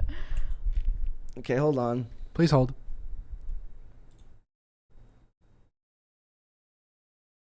I'm on a mission to revolutionize the travel industry and make it a more accessible, accepting, accommodating place for all. The needs of plus-size travelers matter just as much as anybody else. Why do you And talk today so I'm gonna cover fast? what we are looking for in accessible, size-inclusive hotel amenities. Size-inclusive hotel amenities are crucial for ensuring that plus-size For somebody who wants like this stuff to be accessible, she could have put closed captions in there for the hearing impaired. So true. travelers feel welcomed, accommodated, and comfortable during their stay. We deserve an environment that respects our needs and body diversity. These are the exact steps that hotels can take to be more size-inclusive and accessible for travelers of all sizes. Number 1 on the list, provide sturdy, wider chairs without armrests. In guest rooms, lobbies, and common There's a areas. $20 one there from Burgundy Blue. Oops, sorry, missed that one. Hey, sorry to get political, but I get a kind of conservative vibe from you guys, and I would like to know if you guys are conservative and what aspect of the modern conservative movement do you guys agree or disagree with? I'm sorry for laughing. Responses from y'all? Well, I found out yesterday that I'm left/woke adjacent, so it You're both woke adjacent and a fascist, so at the same time. Yes. I mean, Okay. I'm Christian, How about you, but I'm Dane? not a Republican. Well, it's not like, are you conservative? Are you conservative? I mean, I think the conservative part of me is that I am religious, and I think that's like conservative, right? But then I also work in a hippie commune, so I don't know what you know. True. And I guess I can give you the most straightforward answer. Like, yeah, I'm pretty conservative, and I'm also religious. I'm none of any of those things. It's why me and Mary have such a ball at work every day, because she's conservative and I'm just We just hate the not. same people. Exactly. It makes strange bedfellows. But I like that we're the kind of podcast where you would have to ask that kind of question, and Yeah. we're not shoving our political views down your throat. I'm gonna get a shirt that says woke adjacent. I'm gonna get that made. All right, here, let's continue. I don't want to start over. I'm sorry, I can't start over. Let's put it back on screen. Here we go. Inclusive and accessible for travelers of all sizes. Number 1 on the list, provide sturdy, wider chairs without armrests. In guest rooms, lobbies, and common areas to accommodate different body sizes and types. Number 2 on the list, ensure beds with strong support and a higher I love the Zoom. Yeah. along with providing reinforced chairs and wider bathroom facilities. Number 3, make elevators and hallways spacious to allow for easy movement of larger individuals and those utilizing mobility devices. Somebody said if they make the halls wider, the rooms will be smaller. I approve of this. Well, she didn't mention the doorways. Should the doorways be wider? She'll get to it. 4, install grab bars in showers and near toilets. Offer Look, adjustable these handheld shower disabled heads hotel rooms and are raised already a toilet seats thing. Like, for that's added not a new thing. accessibility. Number 5, train staff to be respectful, understanding, and accommodating to travelers of all sizes. You should be respectful and accommodating to all your guests because you want them to come back so you can make more money. But I get what she's saying. Number 6, provide pool lifts and handrails at the entry of the pool. This will allow for plus-size guests and guests with different abilities to enjoy all amenities. Number 7, hotel restaurants should have roomy seating options and sturdy chairs, ensuring that everybody can dine comfortably. Number 8, offer larger beach and pool seating. Provide oversized loungers and seating at the beach. Is dining comfortable for her? I think this is the lady who said. Does dining get uncomfortable for her? I think this is the lady who said that she wanted that airlines should be required to let her get 2 seats for the price of 1 when she flies. Them fats. I mean, maybe anybody who's been stuck in a middle seat between 2 fat people would think that's a good idea. But pay for 2 seats. On travelers of all sizes and abilities to be comfortable. Number 9, hotels should provide size-inclusive bathrobes. These should go up to a size 6X and beyond. And This is a mental illness. You know who she should collaborate with? Who? Is The 600-pound guy? Nikocado Avocado? Eugenia Cooney. Who's Oh, Eugenia Cooney. They should do the opposite ends of the spectrum, or maybe like they should like if they travel together, she could just get the rest of Eugenia Cooney's chair. Yeah. Oh, you know who she would collaborate with? Sweet Green. Celebs also provide bath yes. sheets or plus-size Yes. friendly towels so that travelers of all sizes and abilities can use them comfortably. And last but not least, this is an important one. Display clear and accurate information on these amenities on hotel websites. Include weight limits, seat dimensions, and things like that. And include information on the size-inclusive amenities available. This will help plus-size travelers make informed decisions. By implementing these size-inclusive hotel amenities, hotels can become more inclusive and accommodating. Be sure to hit that follow button for more plus-size travel tips and share this with someone who you think would help. Chris Christie liked the video. I'm just kidding. I don't know. It's This is a mental illness, and just as much as, Eugenia's condition, this is someone slowly killing themselves, and you should be treated like it. Everyone on that video we made recently about Eugenia was saying, like, this woman needs to be institutionalized and locked up and forced to recover because she is slowly killing herself. My point. How is it like, not look, a similar situation for someone who's also on death's door, feeding themselves to death? It is not my business whether this lady eats herself to death. It is, however, they don't have a right to tell society that they have to bend to their will while doing that, right? Like, I mean, the U.S. is the fattest Western country, right? Yeah. We already have all of the amenities you could possibly need if you're, like, fat, like this fat. Yeah. Like Wall-E fat, those people. I guess it. Well, go ahead. One of my favorite memes on Twitter is that it's Homer on the scale, and the captions he's like 260, and the caption says like this was comically fat in the 90s. Yeah. They do that with George Costanza and like Lena Dunham in the 2000s. Like, yeah, our standards are definitely changing. But Chet Hanks recently offered some wisdom on this. He said, maybe I should pull up the video. Can you send it to me? Yeah. I'll send you the video. But he made new parameters for like whether you know a girl. This is one fat. of those things. Like, look, nobody's gonna make fun of somebody. Like, at least I'm not gonna make fun of somebody who's overweight. But the idea that like you're going to implement public policy around such things is ridiculous. Though it actually might be more. Sent you the video. It might be more fair than you realize when you really do think that America is as fat of a country as it is now.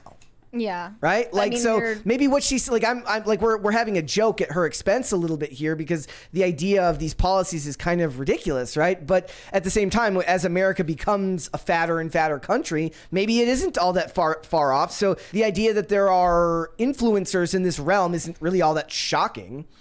So here's the video. Words of wisdom. It's a daily Chet formation, if you will. Yeah, we're bringing back the Chet formation. If the ass and titties stick out more than the gut, then let's start from the beginning. If the ass and titties stick out more than the gut, then she's not fat. Go off, King. The silence after that is so loud. If the ass and titties stick out more than the gut, so then she's good old Chet. That's his polemic. She's not fat. It's fine. It's fine. Yeah. He's just always on the ball, isn't he? Deadman says the demand she made about the 2 seats on planes is in the next play video. Let's go look at that. Chet Hanks for Speaker of the House. I agree. Yeah. Bitch, I said what I said. Now I'm gonna get copyrighted. Some people need 2 seats on a plane. If the second one should be free. That's insane. Wait, read the caption to find out. Let's say, it's in a world where we should all be striving for equality, it's time to confront an issue that has long been swept under the rug. The unequal treatment of plus-size travelers when it comes to air travel. What about the people who have to sit next to you? The world doesn't bend to your whims just because it's not, like, the word inclusive has become insane. Why should we be charged for a second seat? It's like, why should I have to face the consequences of my own actions? Because you take up 2 seats. It's not that difficult. There's a $20 one there from Burgundy Blue. What does it say? This isn't just a mental illness. This is a physical illness. I think her video is actually important, though. It inspired me to lose weight out of spite. LOL. Like I'm sorry, but if you take up 2 seats, then you take up 2 seats. Remember the lady who bought she bought the 3 seats and turned it into a makeshift first class with saran wrap or whatever?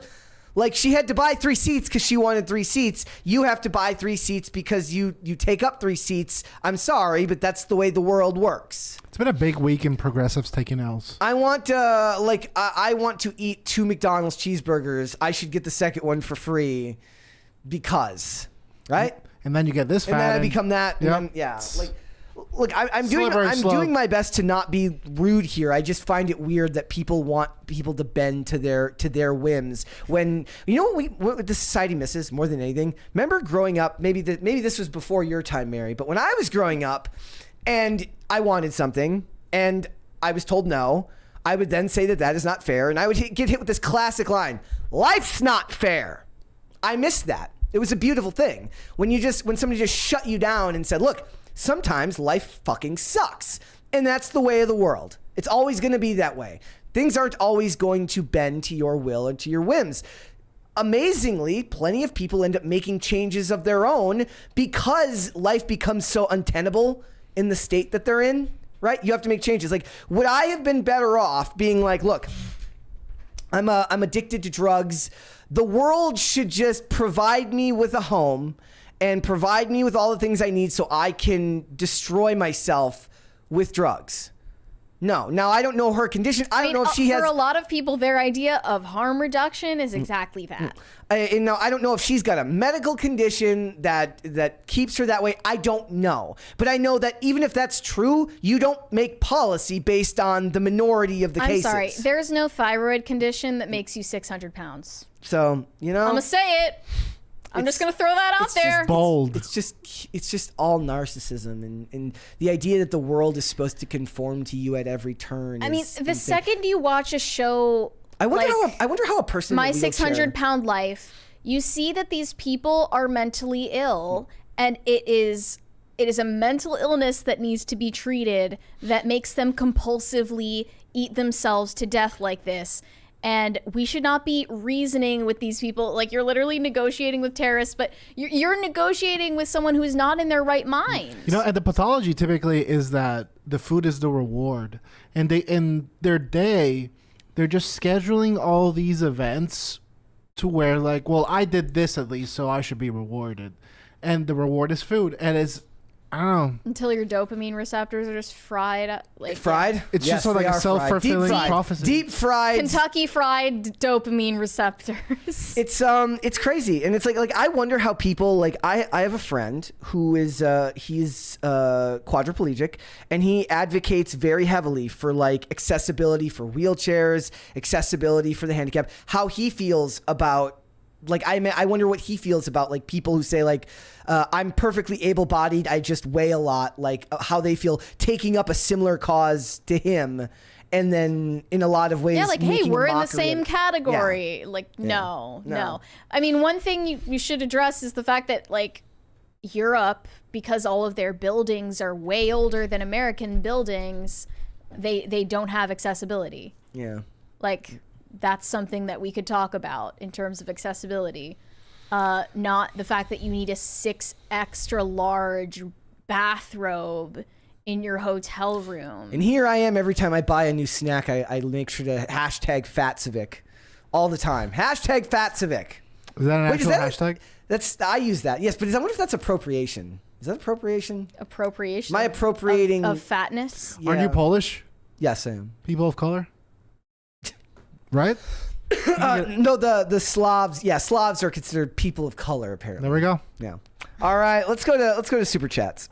All right. Sketch Therapy said, nice haircut, Brett. Love the frosted look. Yes, what I'm doing, ladies and gentlemen, is I'm letting it grow out so that it's long enough on top that I can just cut it all the blonde off in one fell swoop and get rid of it. You aren't going to go for the military look. I don't want it that short. No, like I might just let it grow out till it's back down to here again. Maybe I'll just do that. That'd be the fuck boy. Scary. Yeah. Leonardo DiCaprio said, "Can you guys think of a way a guy can anonymously ruin a woman's life and career with words and no evidence, but sure, totally not a lopsided society?" It is a lopsided society in many respects. We're also a lopsided way closer to a third crisis party than we are not to a third crisis party, which would be fantastic. Way to segue. Thank you. Way to segue. Happy to do so. King New Jersey said, tell Tim, parentheses, your boss, not to post anything 3 to 5 p.m. You may lose viewership. Well, you know, we're hoping that we can branch out past just people that watch Tim. So, you know, you do what you do. I think he posts, when does he post his last video? 6? Yep. 6. So I don't think he posted 11, 1, 4, 6. 4 and 6. Okay, so one right there in the middle. Hey, if you guys leave for the 4 o'clock segment to go watch him, that's not very nice. The segment will be there when we're done. Yeah, you could just wait. Yeah. Sparrow said, I feel like since 2007, the internet has become vastly antisocial in terms of making new friends. Seems like most stay in private groups now. How would you bring back the social spirit the internet had? You know what? Know why I think that is? I think it's because the baseline assumption. Now, this could just be like weapons grade projection from me. But like a lot of people's baseline assumption is that when somebody responds to you and it's not some type of affirmation, that they're trying to either troll you or they're being rude. Like, I think that there's an assumption of rudeness a lot of times on the internet. Like, if you try to honestly engage with someone, they will think that if you don't agree with them 100%, they're going to think that you're being a dick. I think you're right, because nowadays on X, lol, I go out of my way to be like, hey, I disagree, but I'm okay with what you're saying. You have to qualify your statement beforehand. Otherwise, they're going to assume something negative because you can't read context. Like, I was watching an old episode. What was I watching the other day? Oh, I haven't done this in a while. It was an old episode of House. There, it's been a while since I've made a House reference. And in this episode, it's where this Laura Prepon plays a blogger who like blogs her whole life. And she's like blogging while she's in the hospital. And Foreman actually makes a point to point out where she basically like calls him condescending and reports what he said to her. And he says, you can't convey tone of voice in a blog post. And she's like, well, if you don't want to be seen as condescending, don't say condescending things. And I just wanted to reach through the screen and slap her. Because it's just so indicative of like what the world has become lately. I only really like started using the internet in any real capacity in 2007. There you go. Or 2008. But like, I think the main thing that's changed is just censorship on social media. Because the way that you have to dunk on people now is like strategic, underhanded, seemingly polite, catty, and it's feminine aggression, and it makes everyone gay. So I wish that the internet would actually be more hostile in the real sense, like the way that it used to be. Yeah. It was that way in the late 2000s. Yeah, now it's all like wink, wink. Yeah, exactly. Like you have to be strategic and catty and underhanded about the way that you dunk on someone on the internet now, because otherwise you'll get censored.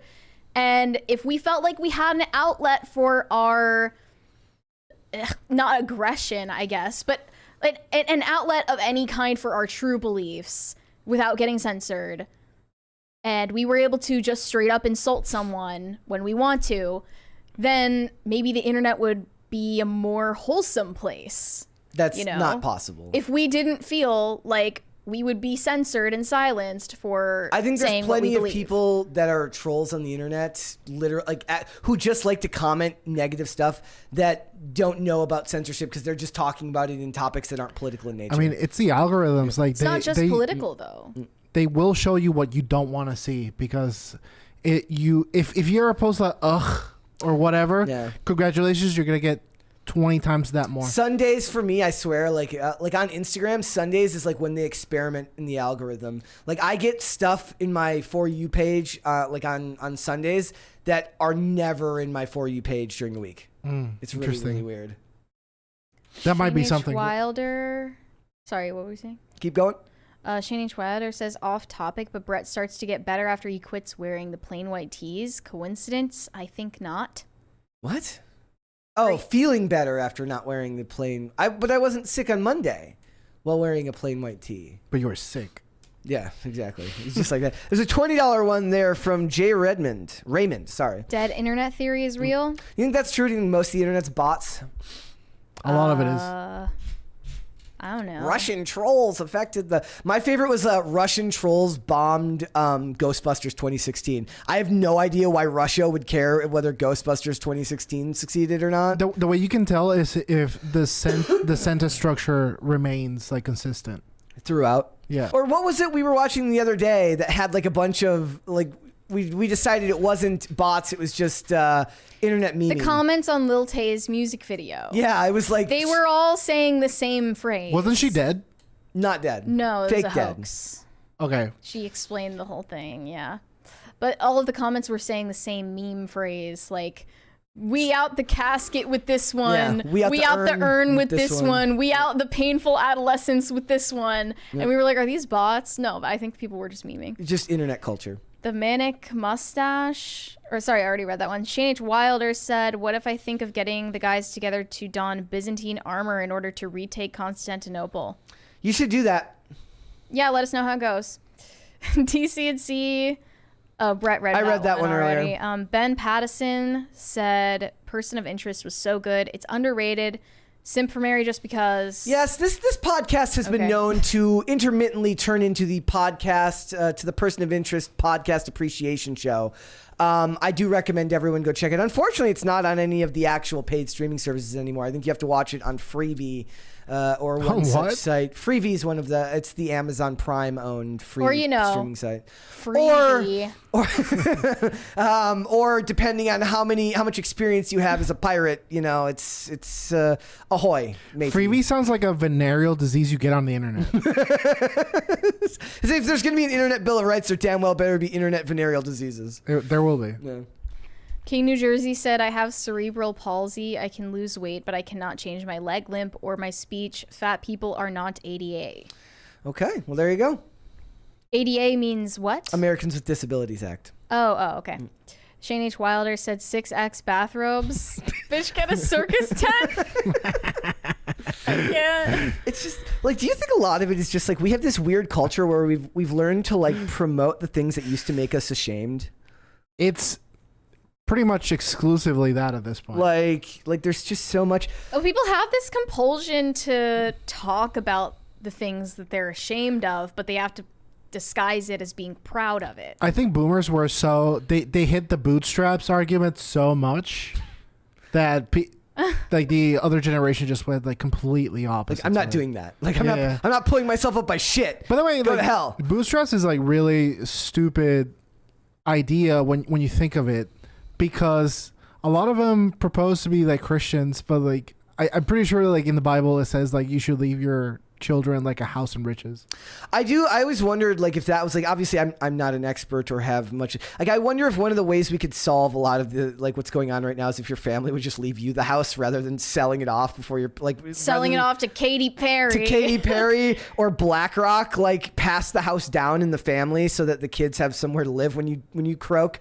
Inheritance taxes should not be a thing. Yes, absolutely. That is disgusting. Tax heroes everywhere agree. They do. Did you see that Shakira once again, a second legend, and then I don't remember who it was it Waffle Sensei or was it Shane H. Wilder, some hero in the chat, it said it was like a picture of Shakira and it says tax fraud or like tax fraud like in big block letters, and then they like covered it up and said tax hero and it's sent really it to me. gaslight gatekeep girl boss, like that should be a shirt. Yes, it should. I mean, it probably already is. Boosted Yogi said, I'm 6'4". About 10 years ago, I was on a flight, sat next to a woman that took up a seat and a half. It was the most miserable I'd ever been on a flight. Being 6'4" on a flight in general it just sucks. Sounds terrible. It's horrible, dude. You gotta be like this all the time. Is there any like trait of yourself? I'm getting kind of personal here. Is like there anything? Go like, on. Is there anything that you're like ashamed of that you would have to like then make a public? Like I'm no longer ashamed of this. This is now my whole personality, and I'm now going to be proud of it. What? Can you think? Well, like we say, like, do you think she's ashamed of being fat? But instead of confronting that and changing her weight, like, is there something about you that is similar to that? Like, is there some trait about you that you have about yourself that you think you're ashamed of? But instead of just admitting that you're ashamed of it, you're gonna have to turn it into your own personal cause. Personal cause. Well, like for her whole channel is about that stuff. Mm-hmm. So, is there anything for you? What is your body positive movement? I think being foul-mouthed. You're ashamed of being foul-mouthed? I'm not. Okay, wait, what? You have to be ashamed of it. What are No, you, but like people try to shame me for it. Oh, So okay. it's like, what are no. you secretly ashamed of that you actually like lean into? Back in the day, it would have I been don't like know. it would have been like liking a bad TV show, and then like yeah. I mean, Survivor's pretty big, right? That's not too serious. No. I mean, I'm trying to think of like an easy way out of this question. Like, what would it be, right? Like, you know, probably being confrontational, turning me into an internet troll. There you go. Edgelord. Yeah. Leaned into that one. Then I ended up here. Funny how things work out. Burgundy Blue said Poland mentioned. Polish Americans unite. Yeah. I'm gonna be honest. Like, I never cared much. Like, I never felt this great pull. You were ashamed of being Polish. So I make Polish. So you have to make being Polish your whole identity. I had no deep connection to either my Croatian side or my Polish side. Like, I always just thought of myself as an American. My grandpa and grandma would listen to polka, and I would retch at the sound of polka music and accordions in general. I'm ashamed of having British heritage, but I like having Irish heritage. There you go. How about that? DCNC said, quick, close the poll. Oh, there is no poll today. I didn't do a poll today. The poll today was going to be, do you think I'm going to forget to close this poll? But I forgot, so it doesn't matter. There we go. Jay Raymond said, oh, sorry, I already read that one. Grofty said, not to get political, but buck or balk? I think buck. Here it's buck. Yeah. I feel like most people here say buck. Buck. Buck. That was a balk. That was a balk. I don't think we hear as many balks. We hear mostly bucks. There we go. I can already hear this phrase like ending up on one of Shane H. Wilder's compilations where it's like, they didn't say buck, they say balk, and then it's going to be like, what the hell were we even talking about that day? This job will eventually drive us slowly more and more insane. DCNC said, I'm leaning into my terrible super chats. Don't shame me. I would never do so, my friend. I would never shame you. All right, we're all done with the there's super one chats, more I that just think. came through from Shane H. Wilder. Says, I need to get Brett. Oh, can you read that one? No. There it is. Got it there? I need to get Brett an icon of Saint. How do you pronounce that? Mamis, the Cypriot. I don't know.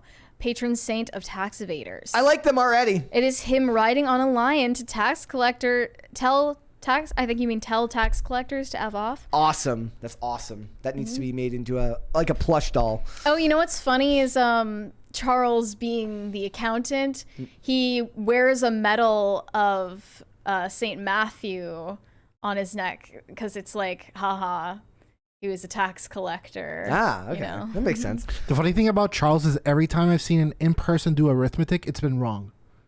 And it's like basic arithmetic. And I'm like, no. Charles. Oh no, we're in trouble. I'm really good at Excel, Dane. And I'm like, dude, if the IRS are watching this right now, we're doomed. And that was when we got him.